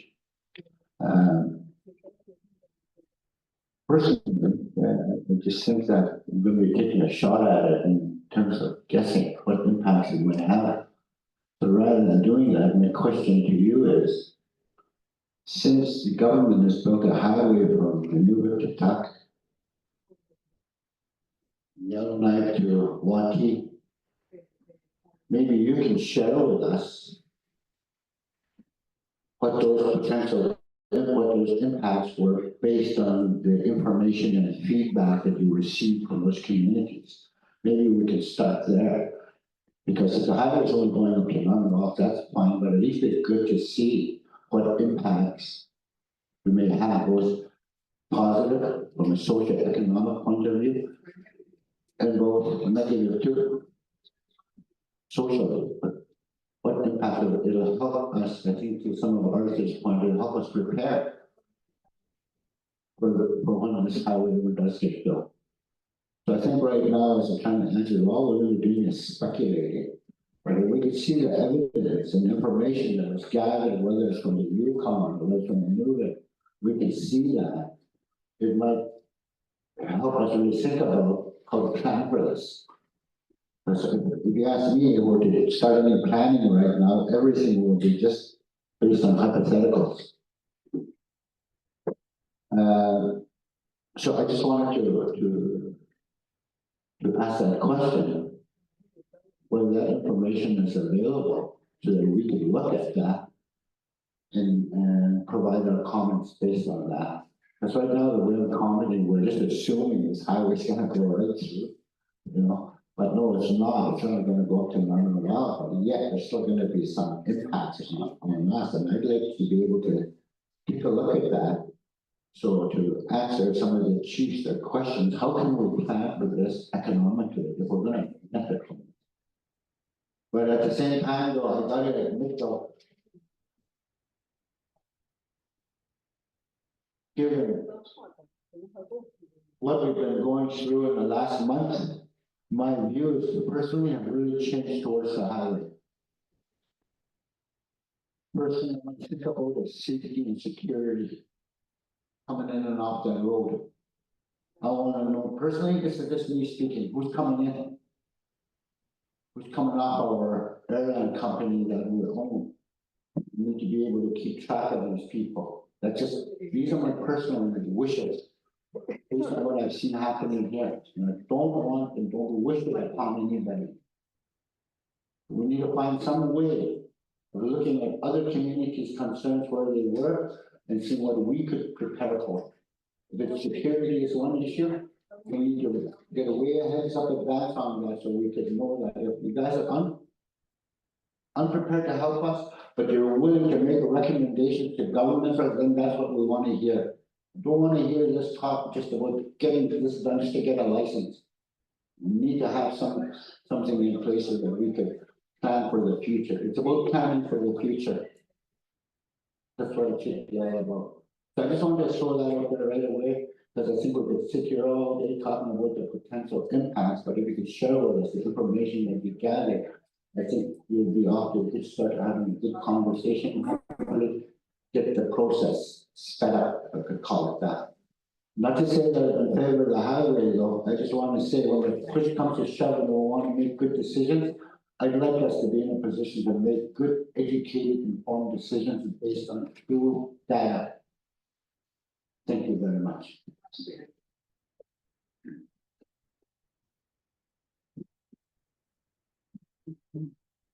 Just for your information, the board has heard some of the similar comments from other communities as well.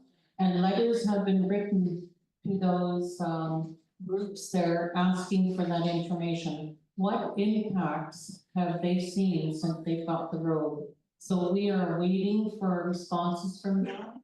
And once those responses come in, it'll be posted publicly on the registry. So good questions. I'm not sure, Seth, if you wanted to answer Arthur Toback's questions there that he had. Sure, I can go. Don't mean to yell at you guys. Just going back to the previous question, around a business case or business plan for the project. There currently is a business plan for the project. I believe it's dated back to 2015. It is publicly available. There's a copy that I think on the registry, also on our website, and we can also make arrangements to share. We are in the process right now. We have recently secured a contractor and we're updating the business case. It's a work in progress. It's not yet done. But we will be making that available as soon as it is published.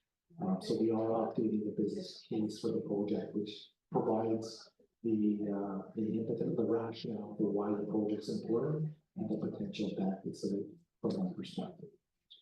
That work is underway. And then with regards to the last question there around learnings from other projects, there certainly is opportunities to look back on what other projects proposed to do, the monitoring that came about, and reports that have been generated based on the monitoring. We, as a proponent, have been working to try and leverage the good things that we've seen and done and bring them into this project. So things like the development of an a community working group to help us come up with the management plans and the monitoring programs and adaptive management processes. Those are things that have been working well on other projects that we want to continue to bring forward so that it's not just the GNWT doing things. We're working collaboratively with the communities and the people most impacted by these projects to make sure that we're doing it right.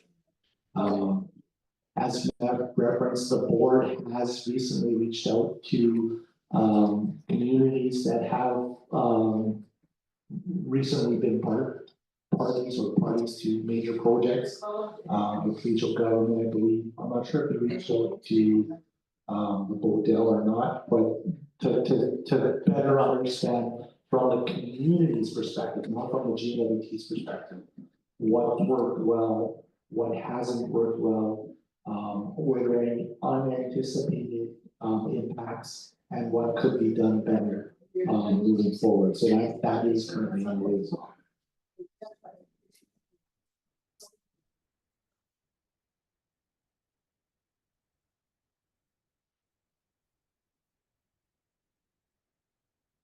Well, I just wanted to, before when, Wilbur made his presentation, what the highway actually being built,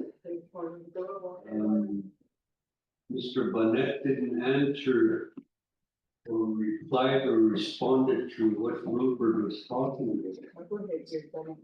Wilbur was talking a little bit, I think, could be corrected. I think Wilbur was talking about maybe having ownership to parts of that road so that they can set the rules and regulations through that road for the safety of our community.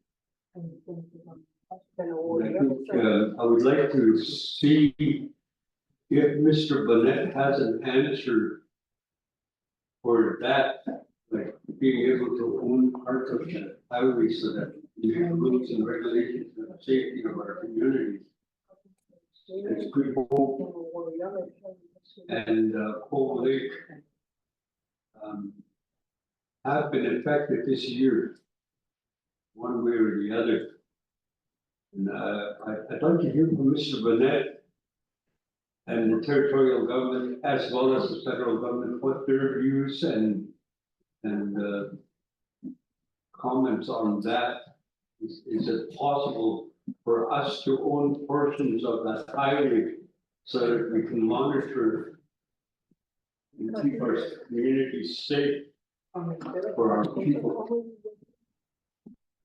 Number two, a lot of times we have people traveling with us, people we don't know, but they're friends. Now, I know some of the leaders have friends who may live in Yellowknife or live in Yellowknife. Sometimes they travel into the communities with our leaders. And there's some kind of an exception for those guys that are traveling with our leaders. No, they're okay. They're okay. So they let them go through because they're with our leaders. Is there one set of rules for our leaders, and what about the rest of the other people that have vehicles that have friends in Norman Wells that want to come and visit and put it up? Is there one set of rules for them and one set of rules for our leaders? Those are the kind of little things that I wonder. If you're going to make a rule, then it should apply to everybody, regardless of who you are or what status you are. It should apply to you. It should apply to me. It should apply to everybody. No exception. So anyway, with that, I'd like Mr. Bonnet to answer the first part of my question.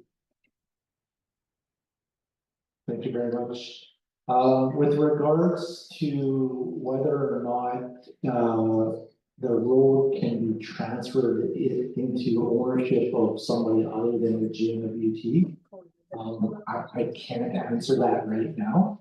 What I can tell you is that the project is currently proposed is for it to be a public asset, that it would be a GNWT asset, and as such, we would not be able to put check stops in place because it would be actually a violation of people's chartered rights and freedoms. Now, I do hear the idea being that if it is not a public access, how would that affect? I don't know, I would have to come back with that response, and whether or not that's something we can look at, but I don't know. I can't speak to that now, but we will take that one away, and we will get a response.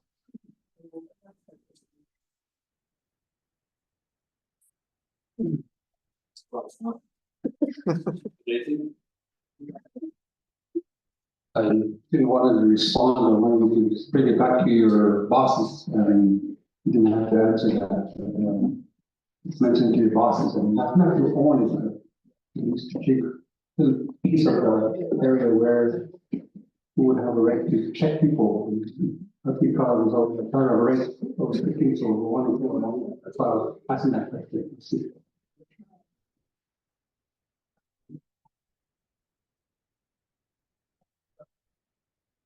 Just a reminder again, when you're speaking for the record, please state your name. George Strandell, you keep forgetting. Okay, Chief? Chief Colin Hero. I guess to previous questions before, from Edward. When we're taking guesses, it is right, we are taking guesses at what could potentially happen here from the highway. Having said that, I think it would be wise for the panel to also bring community members from Wati and Kakanat in along with them so that they could themselves tell us the pros and cons of a highway. Because Kak and Wati are both new to a highway.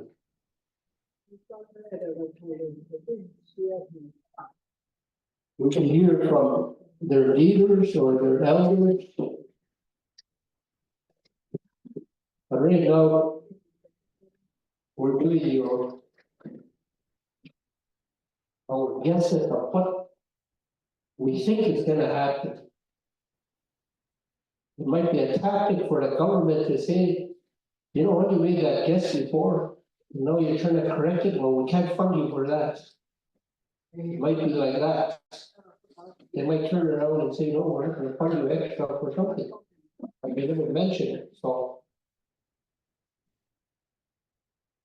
The next question again to you guys, and I'm pretty sure anyone asked it, is how can the government prepare us for a highway that's going to normal wells, but we're going to be affected 100% from this highway.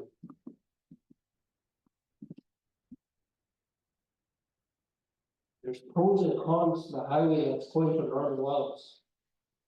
It'd be easier to expedite our people out from Fort to Hope, out to wherever. It might cut our grocery prices down. Or gas prices might drop. Those living expenses. But there's a negative impact to the highway. It's our culture. Our young people and our culture is gonna come gone. Our traditional way of life that we use to live is gonna come gone, our livelihood, so to speak. These are the impacts that we gotta look at in the long run. We gotta make sure that we're prepared to battle against this highway and keep our culture, keep everything alive. Right now, the highway isn't even here yet. We're already feeling all the negative impacts that could come along with it if it comes along with us. We have drugs in each and every one of our communities. It goes to Cove Lake, Port Hope, Norman Wells, Toledo, Delaney. Each one of these towns don't have a highway. Yet we're 100% affected by the drugs that's coming through. And again, the same question goes back to you. How can you, the GNWT, prepare us better for these impacts that we're going to be facing? Challenges. It's something I would like to hear from you guys. Maybe you will have an hour to sit on it, to think on it, 2 hours. I don't know how long we plan on going with this meeting, but the reason why I say 2 hours is I'm pretty hungry right now. Lots of food back there. So my next question isn't to them, it's to the panel.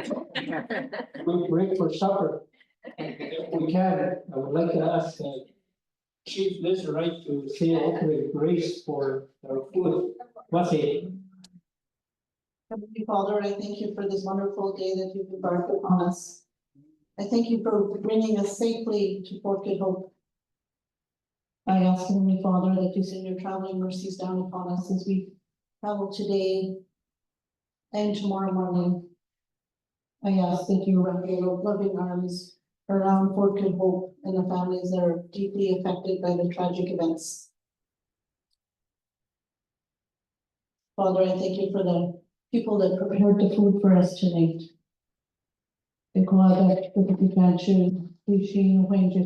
Noreen, say Jesus Christ, Amen.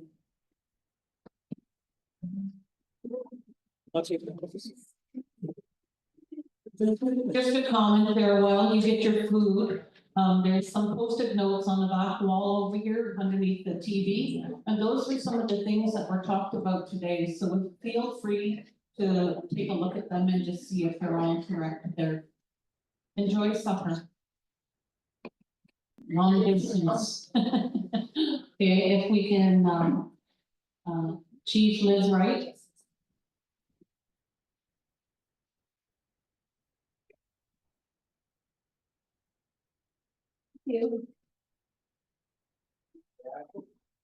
Thank you for giving me the opportunity to speak.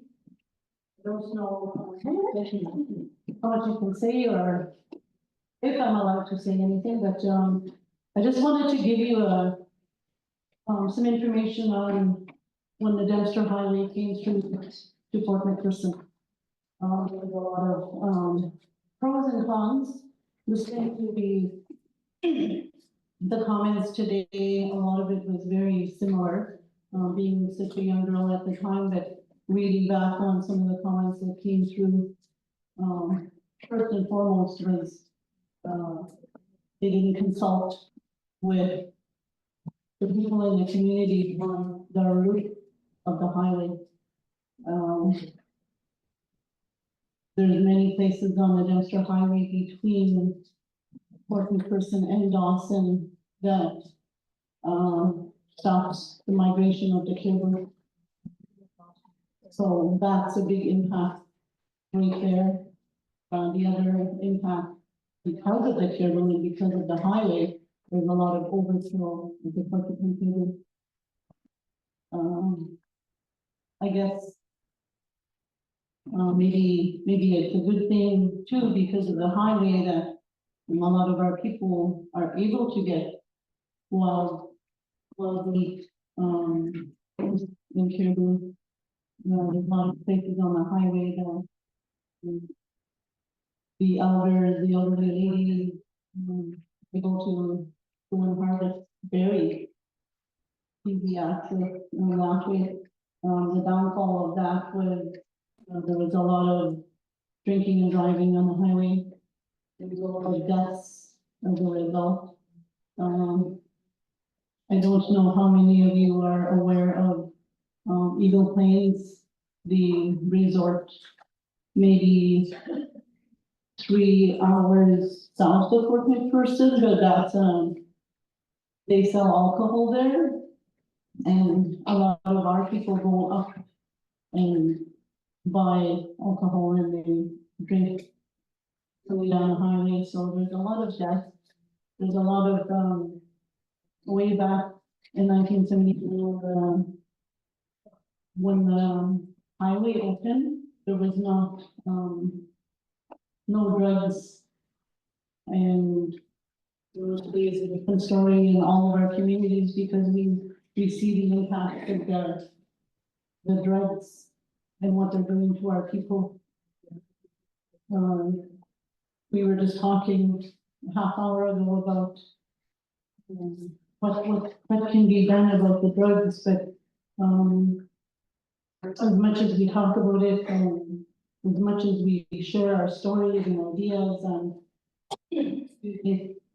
on ways to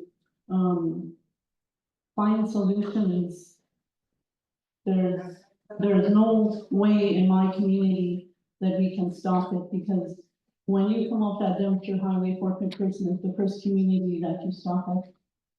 There is no border control. We have no control over that highway. We do work very closely with the RCMP and they work with us as well. And there's ways that they bring the drugs in. The truck drivers themselves, they bring the drugs in. So there's no way that we have control over bringing the drugs in.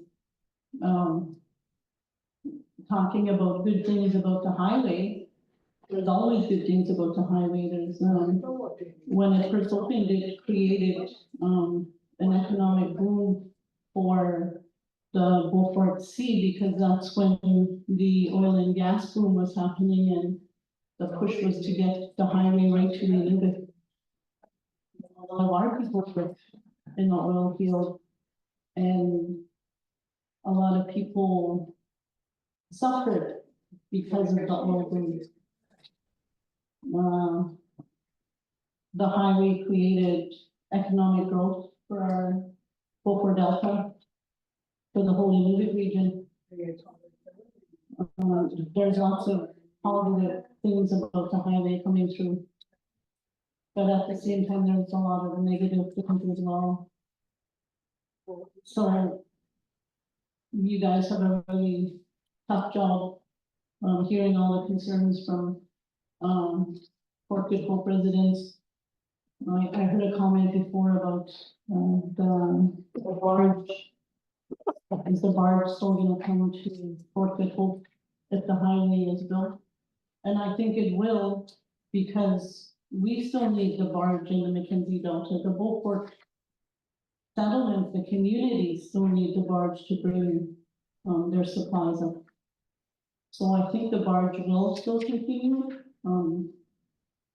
However, you know, the receding water, that might play a big impact on that as well. I don't know. I just wanted to make those comments on the dumpster highway and to McPherson. That's it.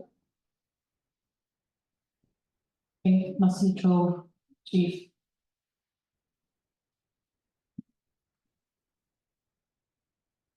Comments?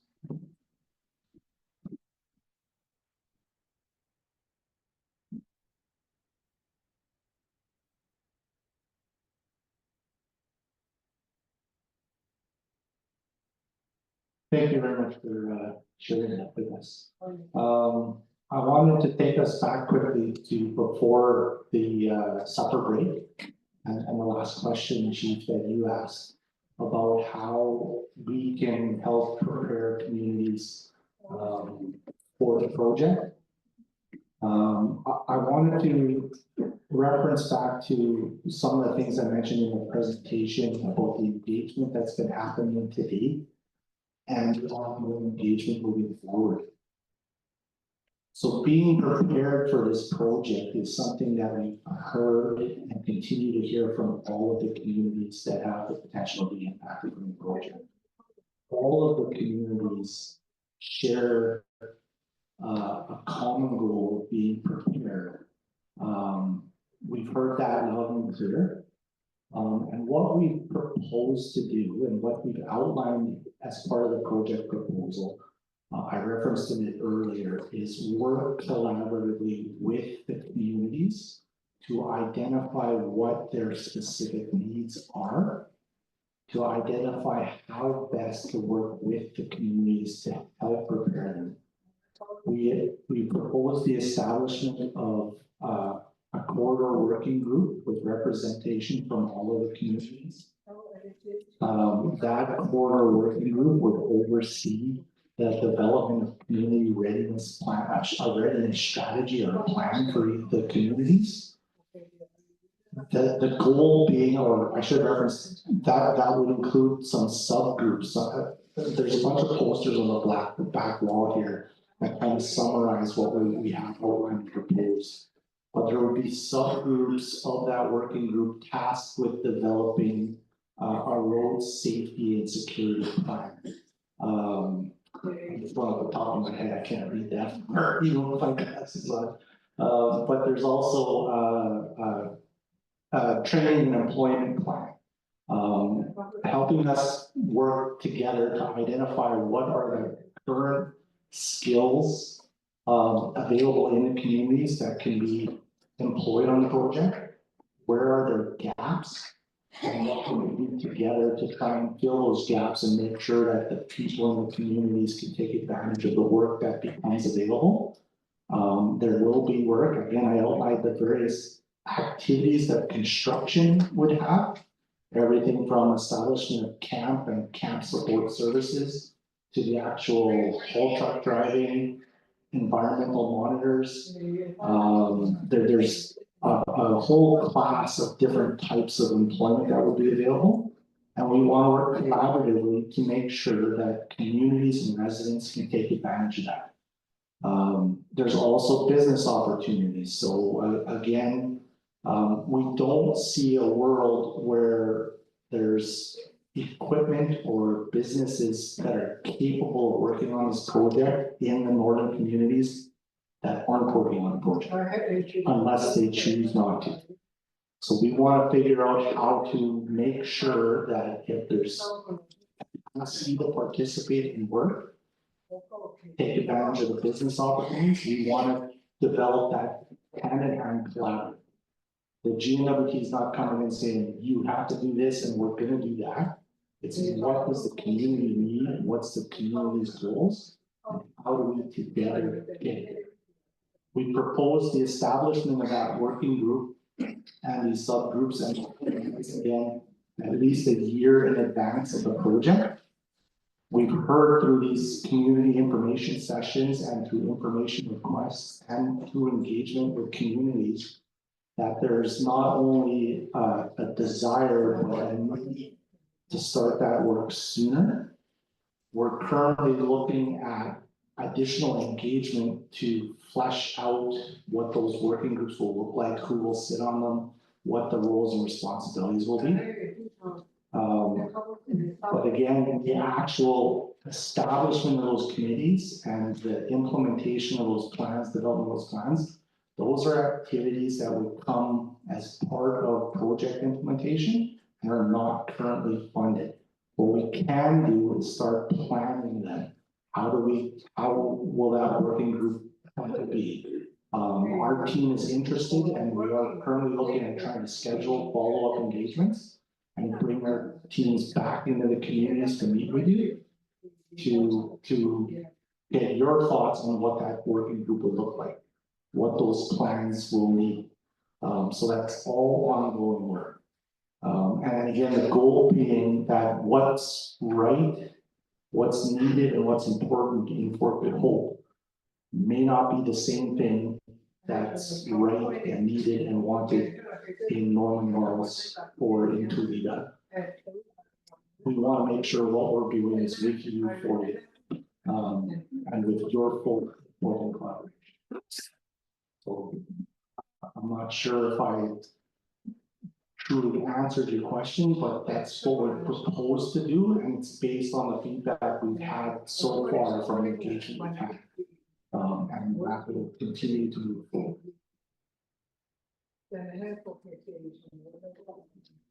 And the complicated things.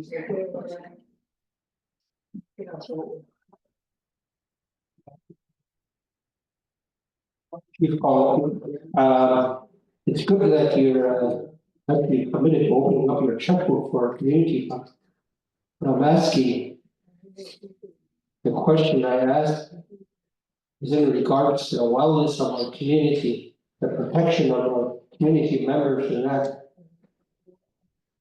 How can you prepare us and guarantee us that our community has protection and the wellness that it's looking for in regards to the highway, with the impact that's coming around the corner?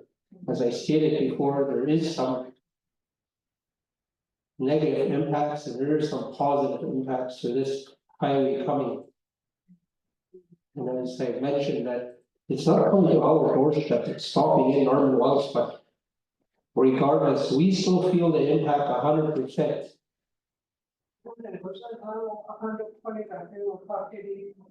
You know, when you come to a community like this, we don't have $3-4 million waiting to build a treatment center. Every time you put your arm up to build a treatment center, the government points that money in a different direction, so it's good that you recognize that we might need drivers to drive and end up with gravel in there. Or we might need money to hire grader operators. But you're not answering my question 100%. Are you guys willing to step up and give us money for treatment centers and stuff like that to ensure that my people are okay? To ensure that the young kids here are not impacted by drugs or at home. You hear some of our people talking about security guards, checkpoints on the highway. Again, there's another thing that we have to look for money for now. You're gonna go home, you're gonna be okay because you got a highway going right on the outskirts. We don't have one here. We're not prepared for it yet. That's what I'm telling you. We need funding, we need money, we need people to come here and say, we're here to help you guys.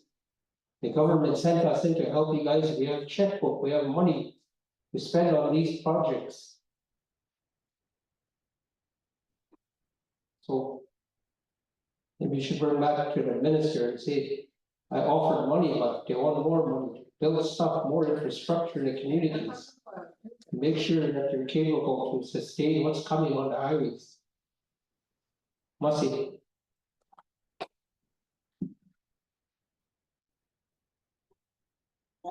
Mussy Joel, Chief.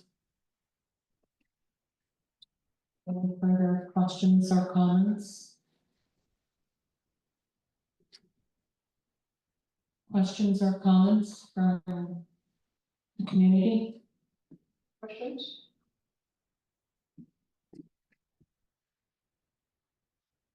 Lucy?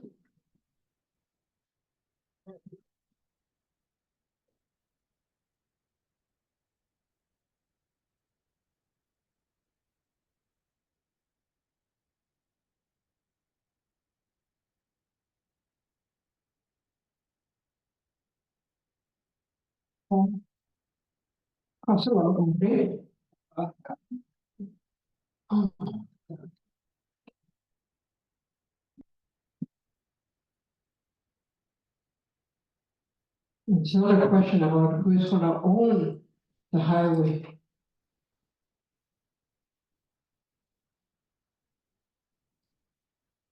Maybe in a way, it could be that, but I'm not in that business of owning a highway. But we have to be a part of it, and it's how I see it for the future generations. And the other,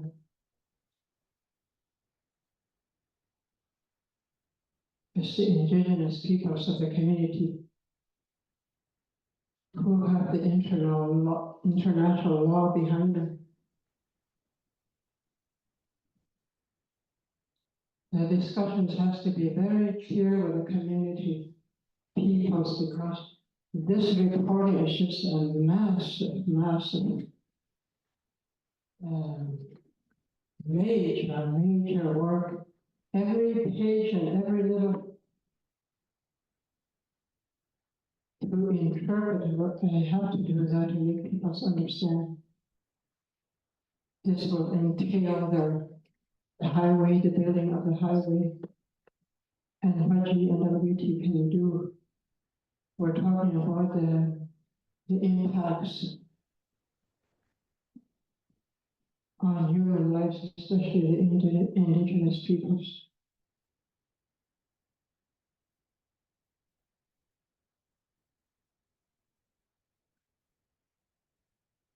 It's not about, it's mothers who can speak before, mothers who can help, and women who can help to make sure that all this diversity and the impacts of the whole highway, even the wellness side is to accommodate us. This is a consultation process because this is under the land claims, what is that word anyway? You're part of that team, co-management boards, that's what you are. Co-management is a public system. Under the public system, indigenous peoples are a minority. Or impacted with the highest cost of living for good hope between Yukon and NWT. Good Hope has the highest cost of living that cannot be tolerated anymore. We have to remove that. We have to remove that. GNW doesn't help us, nor does provincial government. There are some things I don't understand on this paper.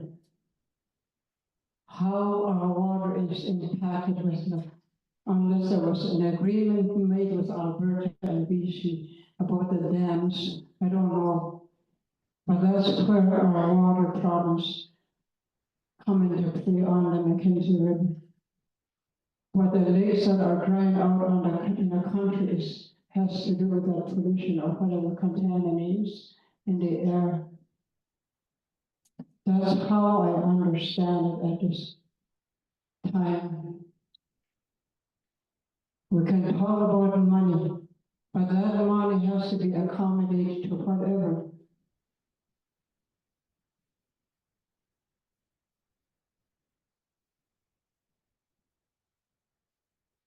I think it's time to talk with all the governments of Canada, even the churches, because they are all involved in all of these decisions made for us, where there are laws.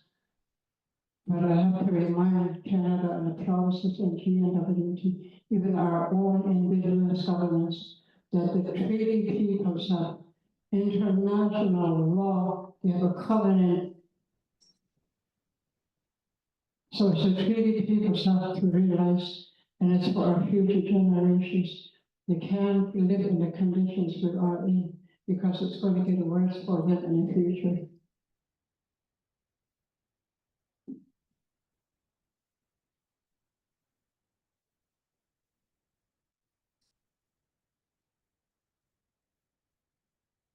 Look at our substandard, healthy living in a community. You see when you come here, nobody will miss the conditions we live in. The education is substandard. Everything that is in our lives is substandard.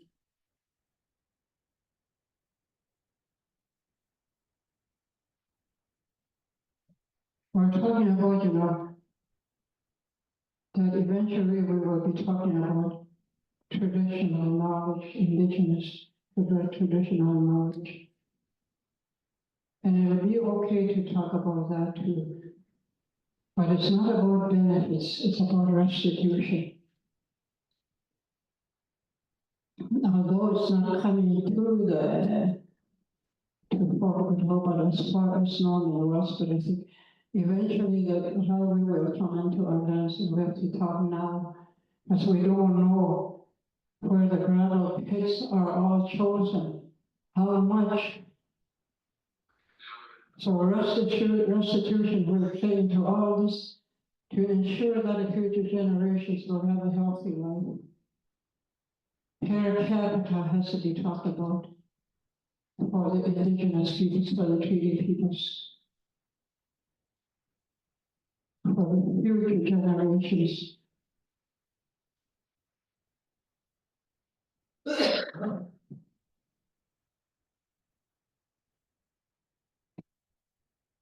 Because even under the, we can't do anything about the drugs and alcohol, because I think most of you read the materials on the land claims. It has to be maintained, for heaven's sake, huh?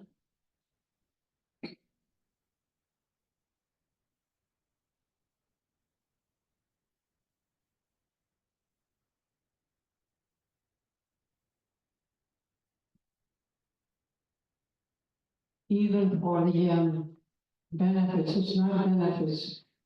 Even our education system has to change. Because nobody is doing what we want. Private schools for our own indigenous peoples. The core subjects.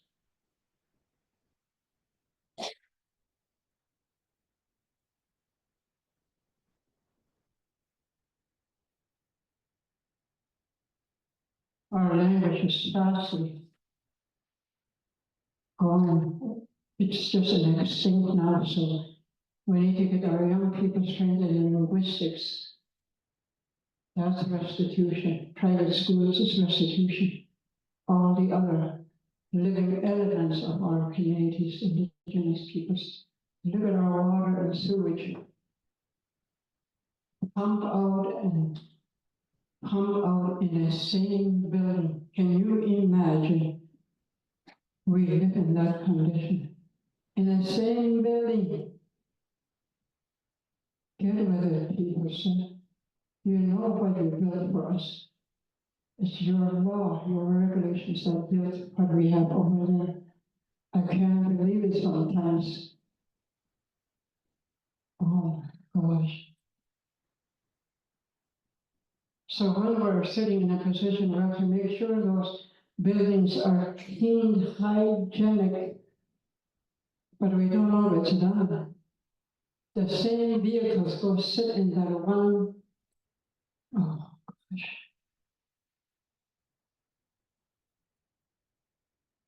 And you know what the treaty is all about? The federal government, the Crown, and the First Nations have this treaty element. With all the exploitation and exploration that's coming onto our lands, highways, oil and gas next door.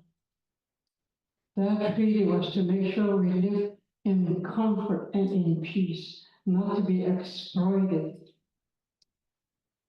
Not to be exploited. We have been exploited since the arrival of all these peoples onto our lands. And to ensure that's going to be kept up, to make sure our laws is covered well, because I've read that paper how many times since I was a young person. At that time, every family had a paper of that treaty, and I couldn't understand it, but I read it. And I read it until now today I understand what it's all about. So misinterpretation of the treaty level is just broadly across Canada, because people don't want the treaty peoples or indigenous peoples to. So we have to make sure our children live until time immemorial, protected.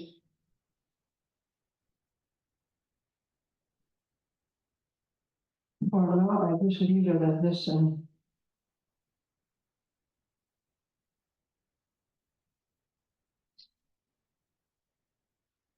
Even for wellness, We're talking about physical village that we need. Well, this is just a theory-based program, it's not going to do us any good. Because we need that physical for our young peoples, even a cafeteria or dining room. Everybody across the territories, I mean the larger centers, have choices of places to go. In a small community, you can't have that. Oh my gosh, I can't believe it. Because all the money comes through your office and it only comes to trickle to our communities. Just a few dollars, we can't survive with that. We can't do anything with that.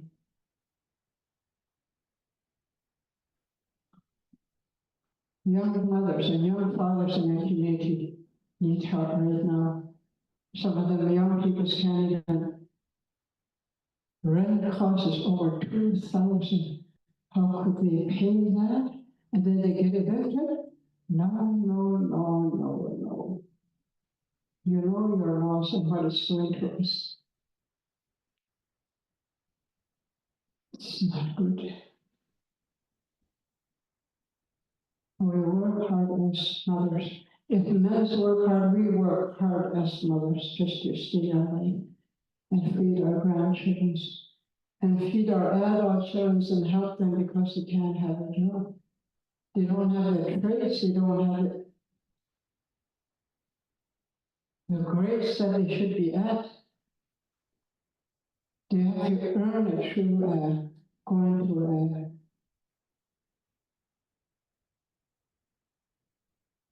adult at school. But they can catch up, I know that because when my son had to earn his grade 12, he went to upgrading, but that was in a city where it was easy for him to be. So I paid his upgrading for 3 weeks and he earned it. So it can be done, but not in a substandard condition. We can't earn it. It's going to take them months and months because we don't have the professional peoples. We need more professional, we need specialized teachers in our school now because the younger generation are just affected with different elements of syndromes or diseases or whatever. We have good teachers, but they're not specialized in teaching that kind of a student. So they do their best, but it's just not going to fulfill that child's needs. Anyway, I just wanted to address this for now. Thank you for listening, and I'm sure we're going to understand one another. One day, hopefully, pretty soon, we understand one another and we can help one another. But I don't see GNWT helping us either. You know, I was chief for 1 year, 2 or 3 years ago. Good pay 1 year. But I paid big taxes. And yet I applied to get a subsidized fuel last year. I couldn't get subsidized fuel because I was chief that year. I can't believe it. And a person who has no income, in my first time in my life, I had an income. What's wrong with saving a few dollars? So you have them looking into your bank accounts. I couldn't believe that. That's piracy. Just to let you know, no subsidized fuel. That's a hardship on a person because seniors' income every month is small. It's just a small. So the impact on a person who has to pay for his fuel in 1 year is, I'm sure it's not only me, it could be other people in the community, but I just need to address just the one issue. It's a big heavy sacrifice to pay for what? For getting nothing all my life? Anyway, I must say thank you very much. Mostly to Lucy Dodson.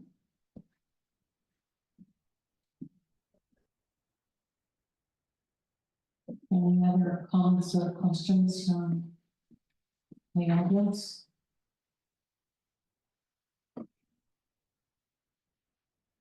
Thank you. My name is Dakota Ruthie. I haven't been living full time in Fort Hill, but I am from here, raised here. I know a lot of the people that care about this community, and so I speak as an individual. I agree with my chief that I think that there will be, I think it's obvious that there will be impacts to the health and well-being of residents and communities in the Sahtu, Fort Hill included, as a result of this highway. And I think that it will be important for the developer and the review board to clarify the problem, you know, the nature of those impacts. I think that it's important to sort of acknowledge, and this relates to the chief's comments, that the community is unwell. Residents and communities in the region are unwell. And so in seeking to clarify the nature of those impacts, I think that that's an appropriate starting point. Lastly, and secondly, I just wish to speak again as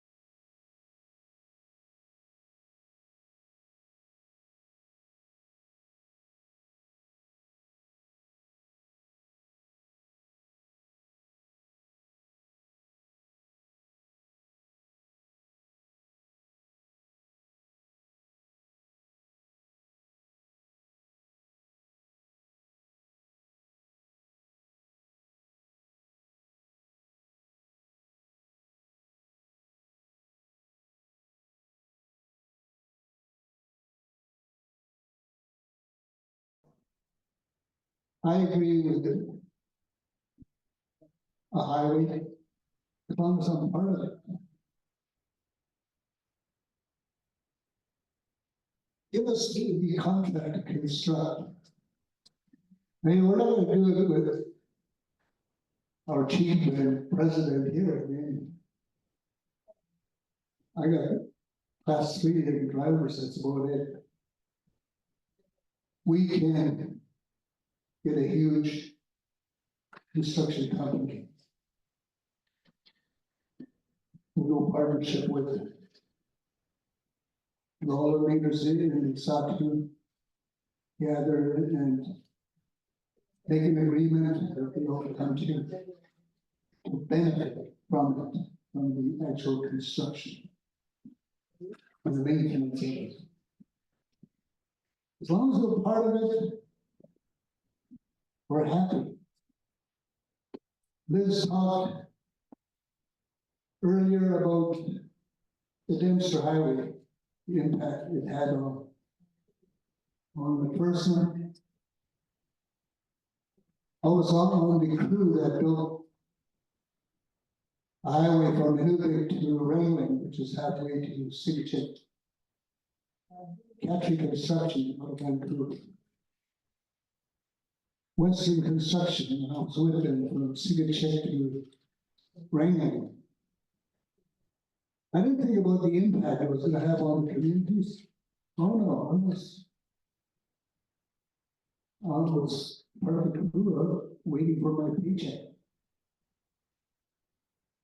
The leaders on the other hand, when we're sitting back, and at this age, we're looking at impacts and how can we benefit? How can we benefit for the younger people that are really leading the way tomorrow? How can we prepare them to be comfortable? To pass on that comfort to generations to come. So we want to be part of it. Part of the development, part of the land. The impacts, well, the person is still there, these city chips still thriving, moving. You just have to adapt to the changes. And that's the most difficult thing is going through those changes. You're so used to it. Comfortable, boring little community like this. We don't have Walmart, but we've got our co-op store over here in Northern. We don't have Cattle Theater, but we've got Shaw Direct. And we have one huge deep freeze out there with all kinds of meat, moose meat, caribou. Fresh fish, rabbits, duck season pretty soon. But like I said, going back to my original, we just want to be part of the development that comes to our community. Thank you.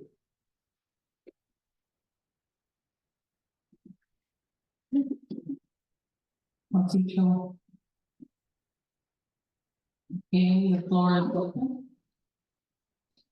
State your name when you come to the table.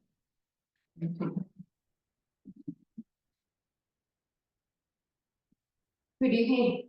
My name is Edna Kovac. I'm sorry I'm joining so late in the game. Battling this cold that I have. I'd like to state that I work for the South Carolina Water Board. I started in 1998. And when the proclamation of the MBR made, I worked for them for 7 years.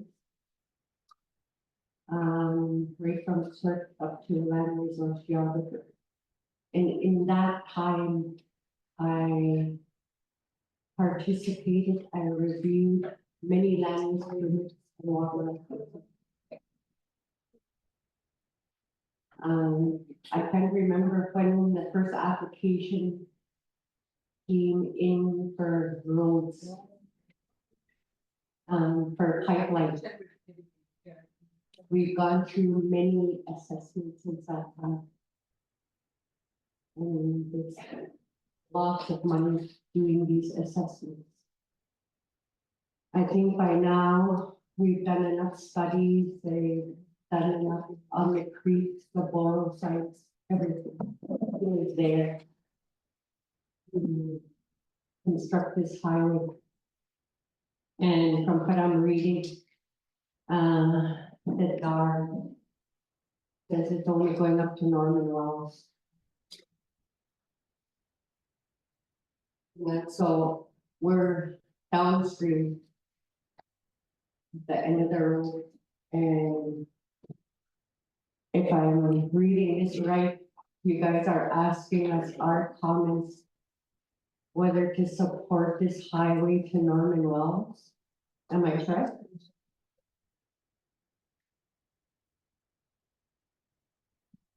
Earlier on, the GNWT gave a report on it there, and it is from Rádeyı to Norman Wells. So what we want to hear, Edna, is impacts could affect the people of Good Hope. What do you think? Would some of those impacts be negative or positive? That's what we want to hear from the people. Well, with construction going on in this too, I guess for me the positive, another big positive is the construction. If we're included for work, there is a lot of spin-offs for any construction of that size, but in the, I guess, last 5 or 6 years, maybe when they were constructing the roads to Hannigan Creek and Burlington, the Gashapatan district was not included. They were not included in any works. Maybe as a laborer, as a driver, that kind of thing.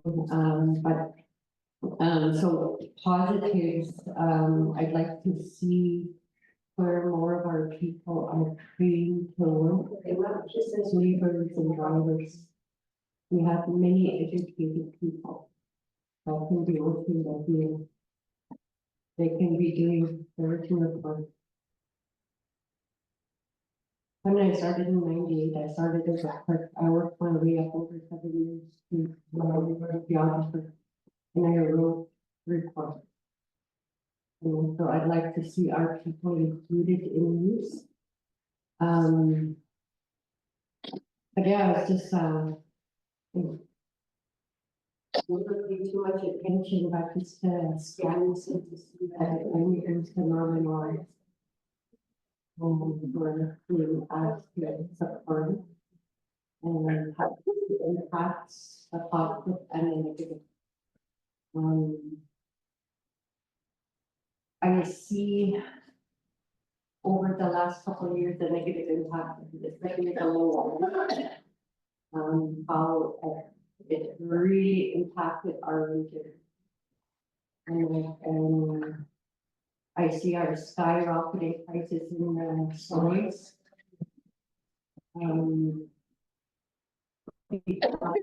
Not having a bar into the community. We had to fly in fuel to get us by to last till the winter road season.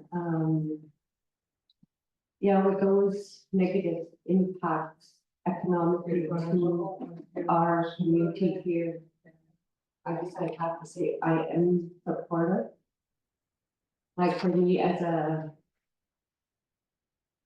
I guess as a caregiver and the breadwinner maybe of the family and stuff like that, for paying for the fuel and the wood and food and the upkeep of a house. It costs me here in Port People. I don't know about it that long to see that highway, but maybe it'll offset the cost for the next generation. But thank you for hearing me. Thank you for your comments, appreciate it.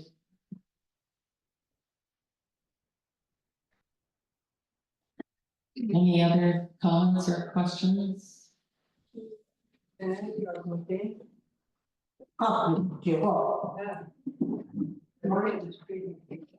My name is Vicky Orias. And I'm an elder. I just want to take a hint.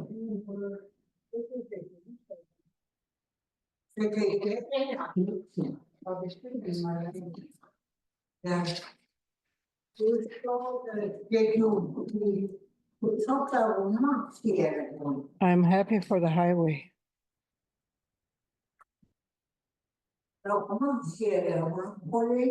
But however, it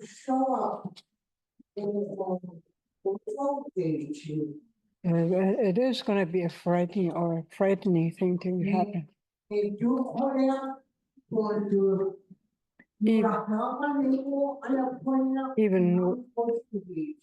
Even though we don't have a highway now, we live in a dangerous place.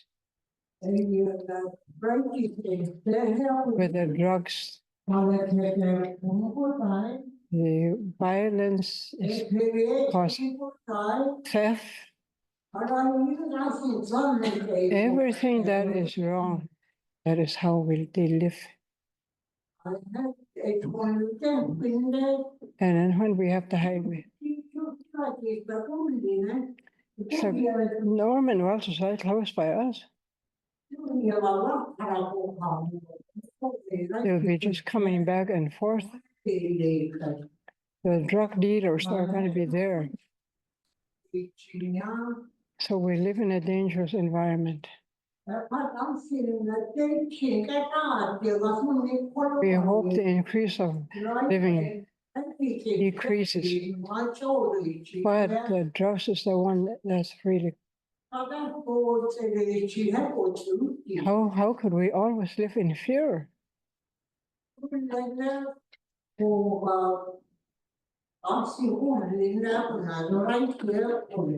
There should be something done to decrease that or that life.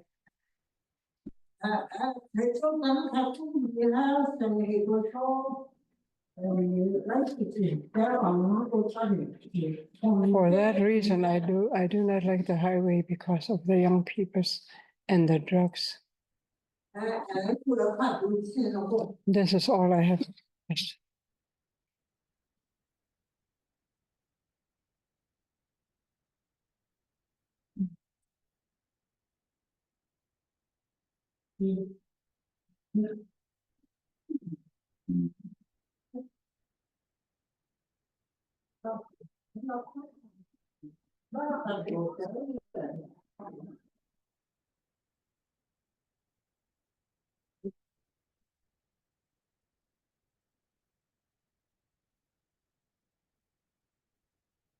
Any other comments? Questions? So den är god data och då kan jag vara god ske.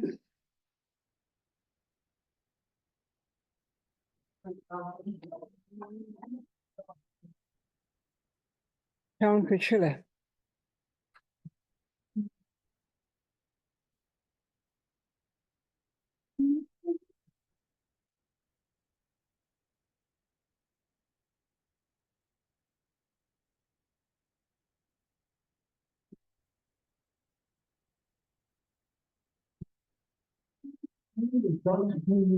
My name is John Kuchar.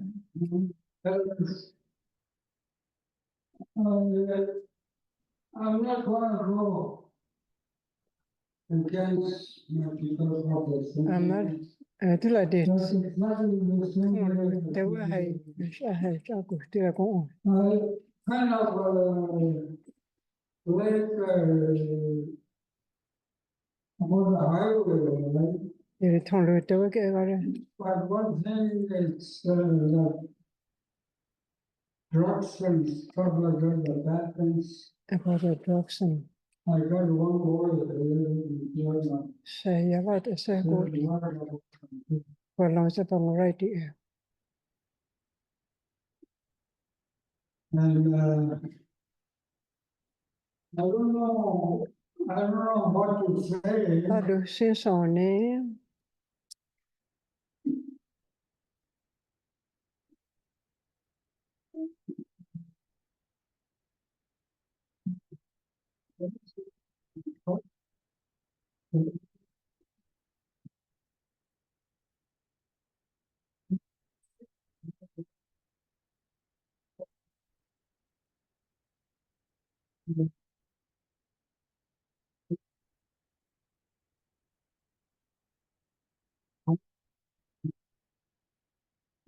Ta gute så ni det tror du. Ta gute så ni. Ta gute så ni kostar. So, like, everyone, you're gonna die. That's all. Vad vi låter vända låter.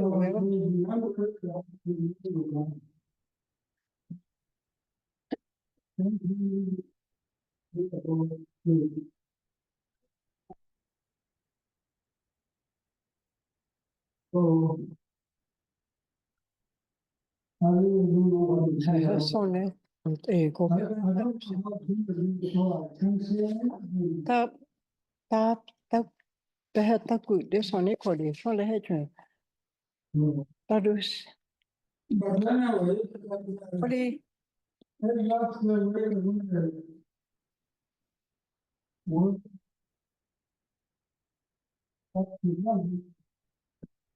Hereditär ja. Sända varna och så.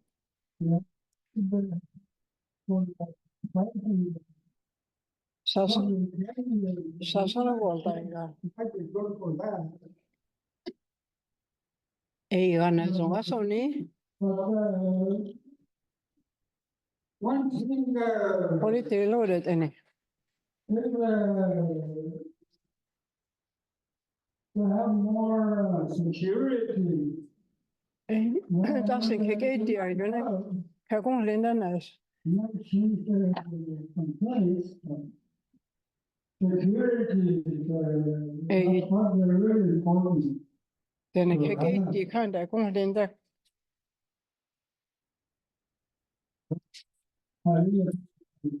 Vad heter det du? But if you want to say something again,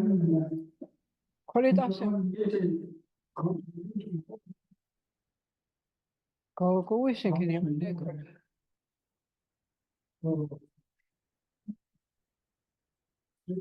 Show some good. They won't.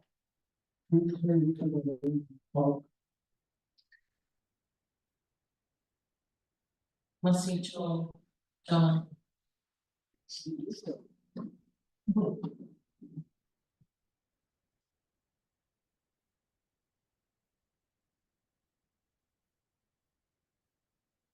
Mom's trying to hand off the mic to everyone. They're scared of it now. I think that's somebody forever.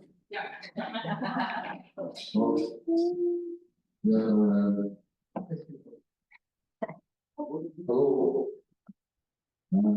My name is Isidore Manuel. Isidore City, Emmanuel City. I listened all day, pretty well all day, questions that were asked. Then I thought they can. I like a walk okay. How you say when you definitely better than yet. I There's a question on the training program still in the communities. Go ahead to the storage of the Hindu see.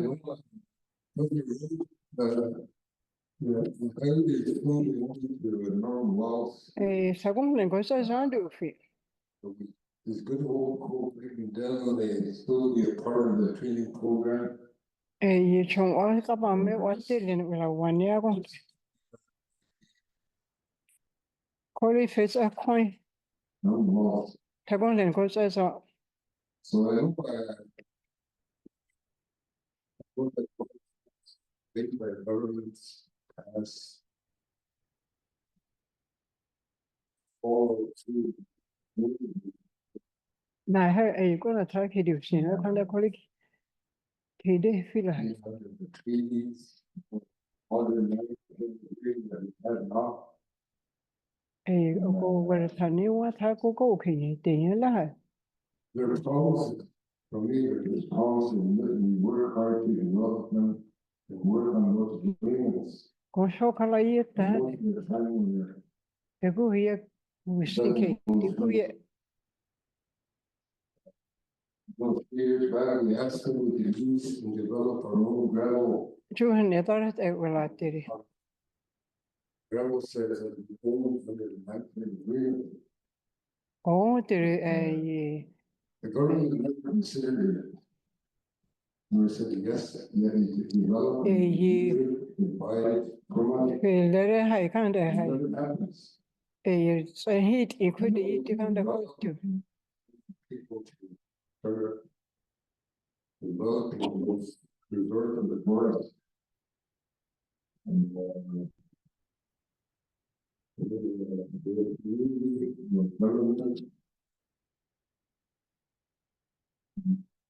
those fighting for water, that's enough.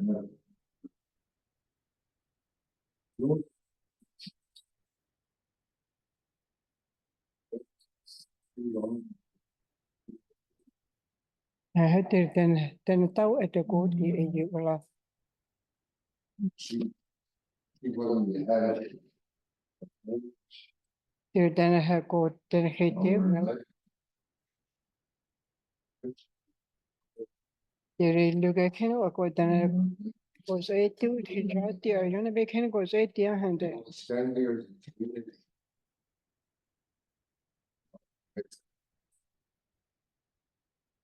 Thank you. Ke ke te ko te ko.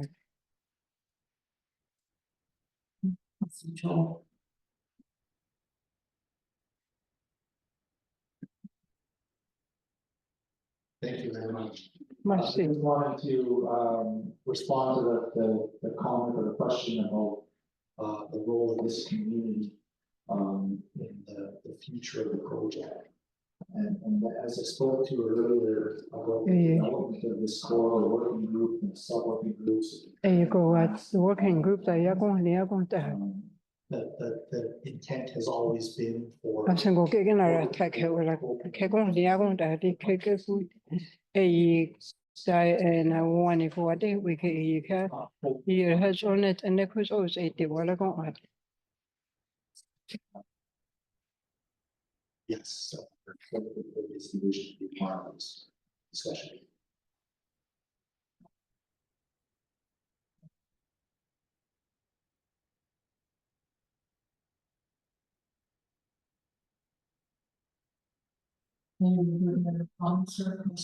So the nearly doesn't do the suit out the week here well.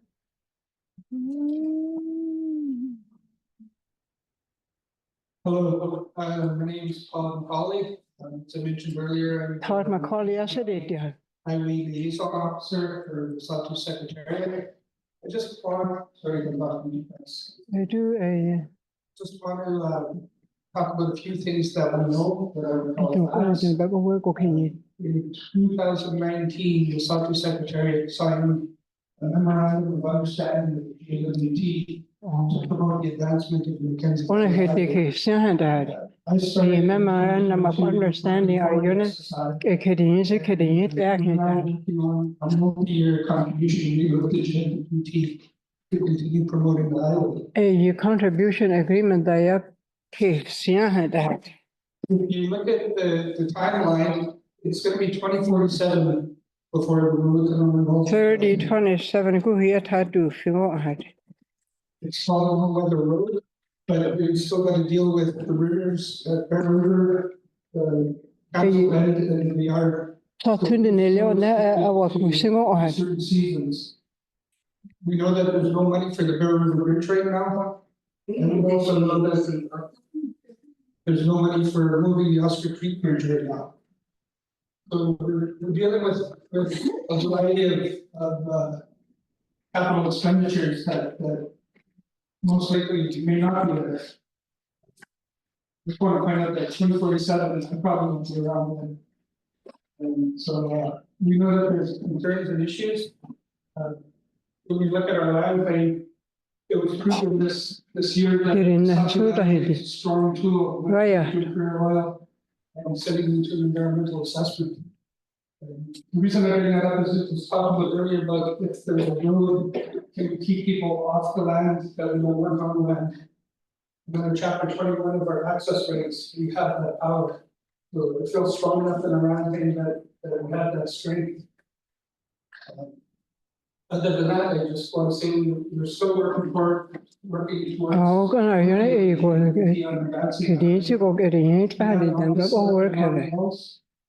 So if anyone's in town, feel free to stop by and see what we've done there. Thank you very much. Thank you, Claude, for that information.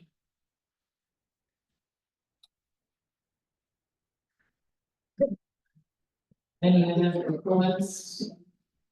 Questions? Student, had a good day.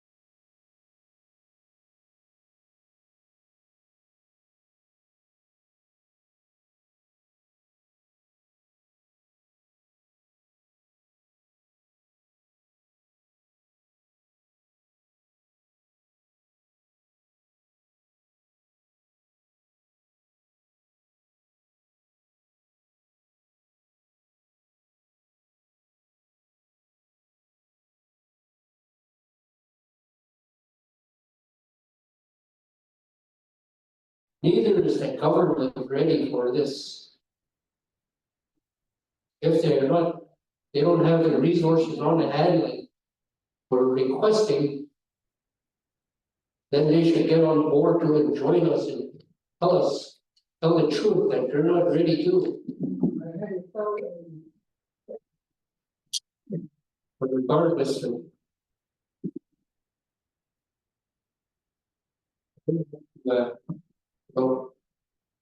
look at other ways, other strategies to make this highway work for the community.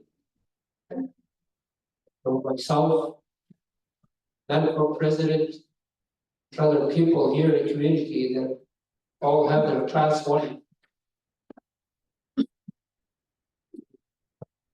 I've driven a big truck all over before, been all over Alberta and all that. So, we're gonna go with this highway, we're gonna have to look at. Probably joining partners with somebody. First Nation, major coalition projects. There's another resource to join. There's a lot of other companies out there that we could join up or team up with and start getting on this highway. I don't know, about 2047, that's a long time. But I'll leave it at that, thank you.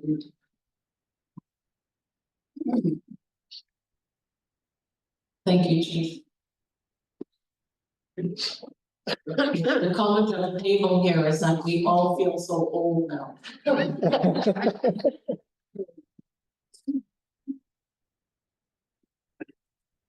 We're just about coming to the end of the day, so I'm going to give the community an opportunity to speak or ask any questions. You know, any outstanding comments or questions?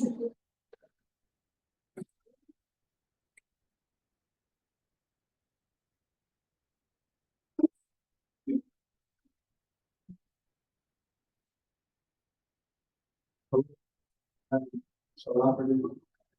Many years ago, when person the gentleman very visibly talking about the highway. I think it's McDonald.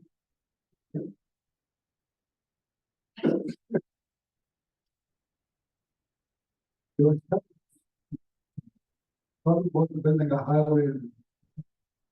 That's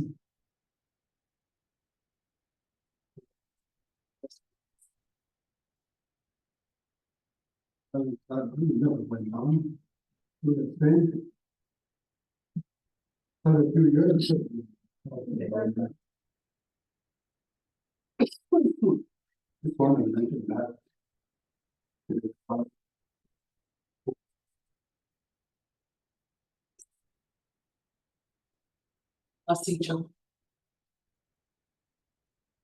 Any comments or questions? Joseph?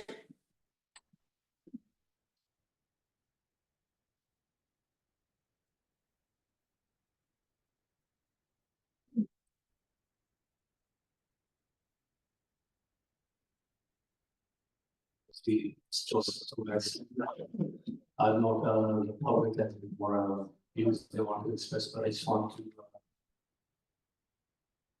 for myself, so just some closing thoughts, I guess. Want to thank our community members for coming out and making their views and concerns known. This is going to shape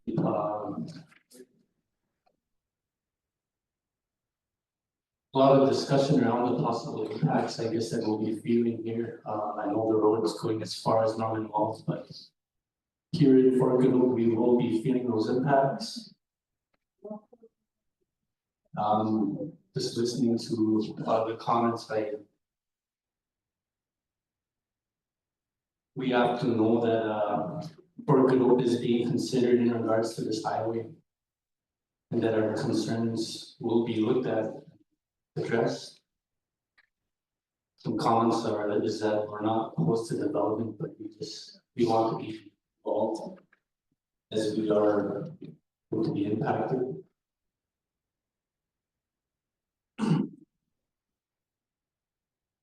But again, I just want to thank you our members for voicing and making your concerns known. We at this time are shaping our future generations' future, and decisions now we make now will help with shaping a better future for these future generations. A lot to consider when making these decisions, and But must see for coming in, hearing communities' concerns and views. Must see. Trustee Trojans.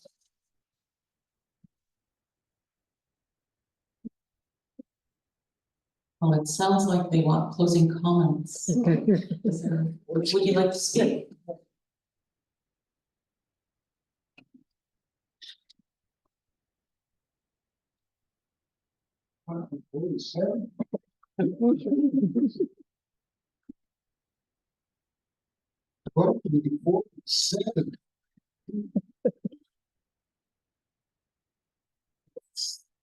I.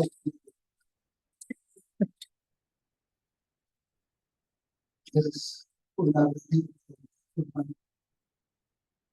There is fun. It's fun because.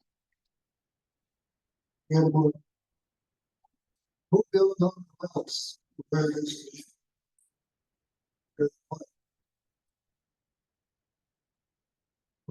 tournaments? It's federal government.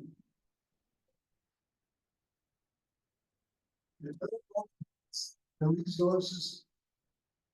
Just a drop in a bucket for them to build. That highway from Norman Wells. To Wrigley and beyond. And needs that highway built.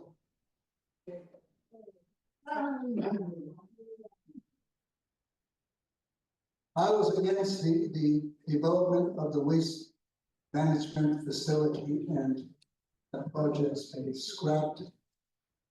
They were going to bury all their waste material in Norman Wells.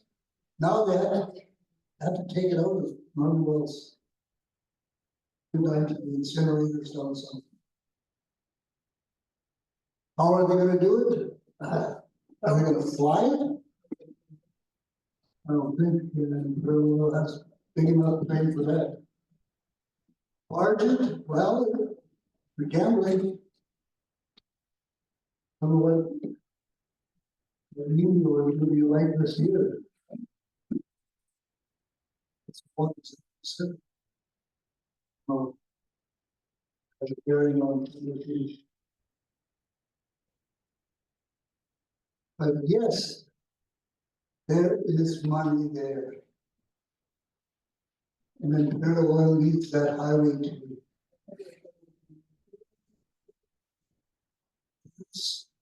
When they get rid of their waste material.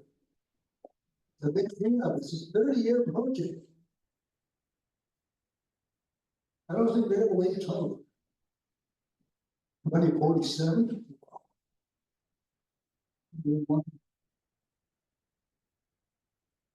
Yeah,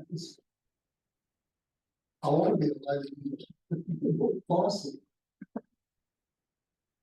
But yes, money is there. Go to the federal government, tell them, go talk to your partner in Imperial Oil. Make them into a hero and say, hey, I know you'll be recognized. Come on, liberal government, you do it. My thoughts. Thank you. I see Joe. Okay, I think at this time, is there anyone else that would like to do closing comments? I think it's running to be just perfect because I know the GNWT has a plane catch. So I know, but we're here, we're still around and the board will be around and stuff till tomorrow morning. We're overnighting here. So.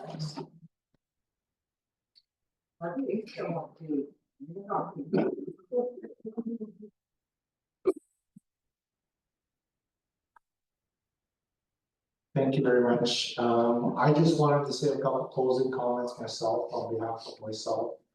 You and everybody that came to the community today. Thank you guys very much for coming out. I know it's been a long day, but I think it's a very important day. I really appreciate the hospitality. I appreciate all of the feedback. I want you to know that we hear, the comments and the questions and concerns that you're, raising.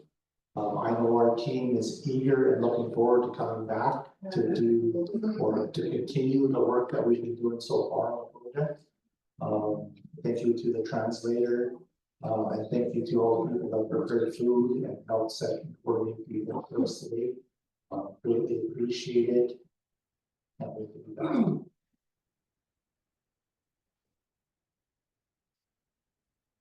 Please, thank you, Sam.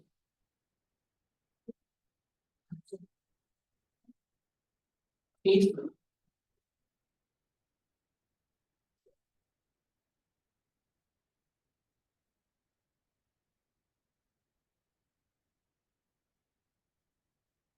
Thank you to genuinely key people that are asking to come back, still come back to 2047.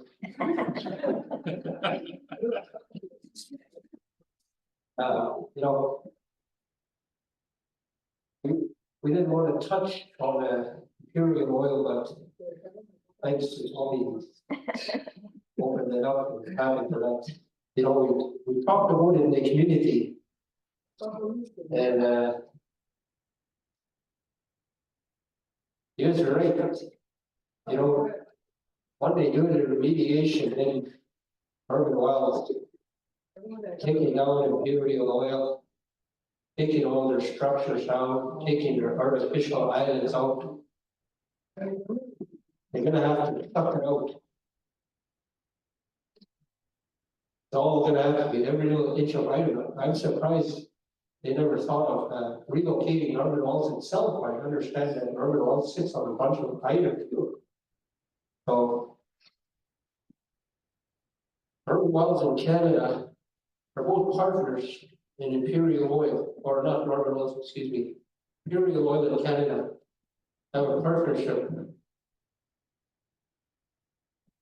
And all the money that comes out of the ground, majority of it, some of it goes into Canada's pocket, and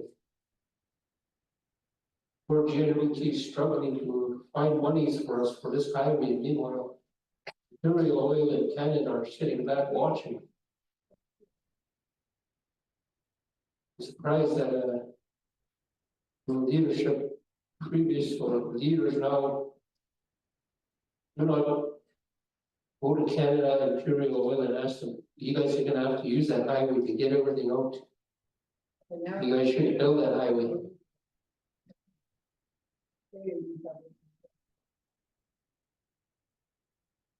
It shouldn't be left up to GWT, it should be left up to Canada. When your partners, Imperial Oil, can fund that whole highway, fund the whole thing and get it going. We will get the ball rolling faster. One of these drive on some days, I don't want to wait till 2047 might be gone. But having said that, I want to thank each and every one of you for coming out here to our community. It's been a long day, we've heard a lot. Thank you to all the leaders, community members, our elders, for voicing your concerns, opinion, everything you voice, you say, it doesn't matter.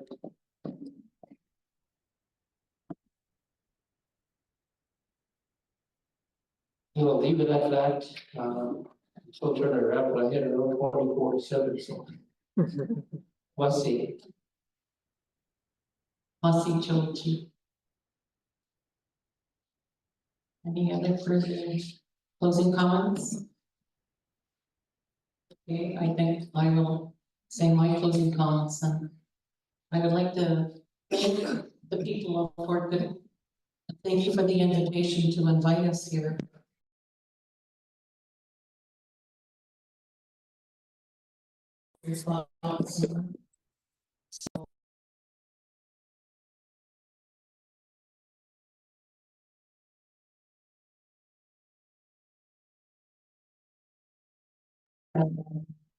And we will be back one day soon. to hear more comments, and hopefully there'll be more participation. I know we had the youth here earlier on, but due to technical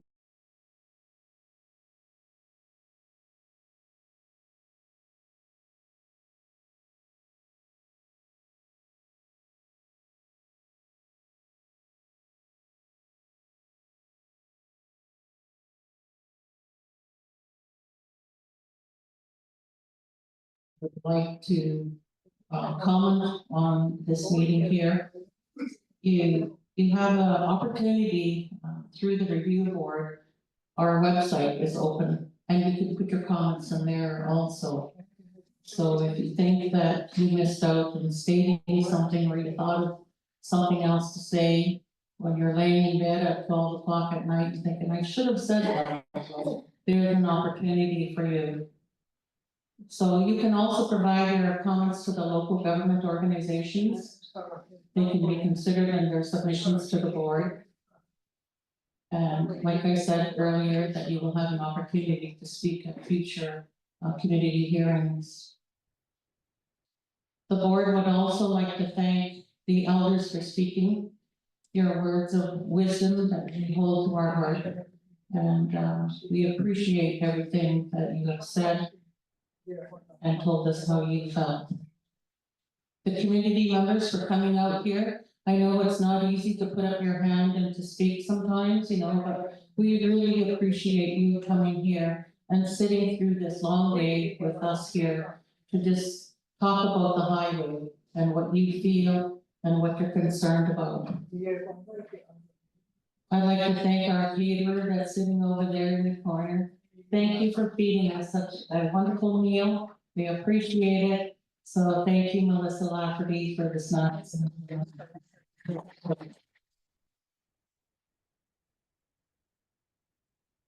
Our stomachs are always ruled by food, so anytime we have good food, it's a good meeting.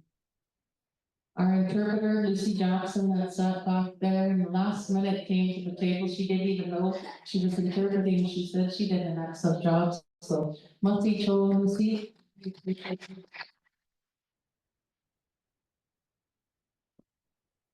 So again, the organizations for the invitation to invite us here.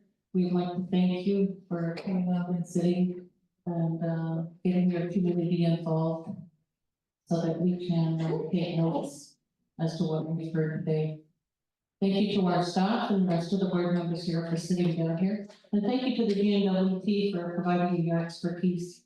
This isn't the last community that we've been to, but we've been with traveling with these guys with the GNWT too, off and on to other communities as well, and we've heard and seen some of those same concerns, it's been questioned. So thank you again for everyone, Lucy Cho, and I would like to ask Lucy Jackson if she'd be so kind to do the closing prayer for this meeting. Lucy.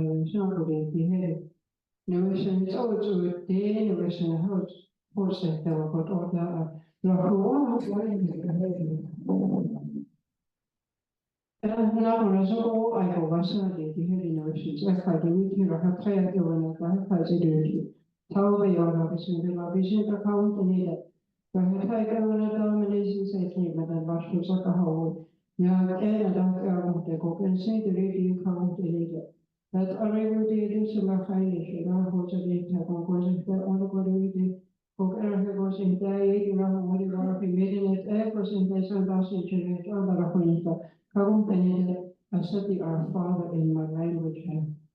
Thank you.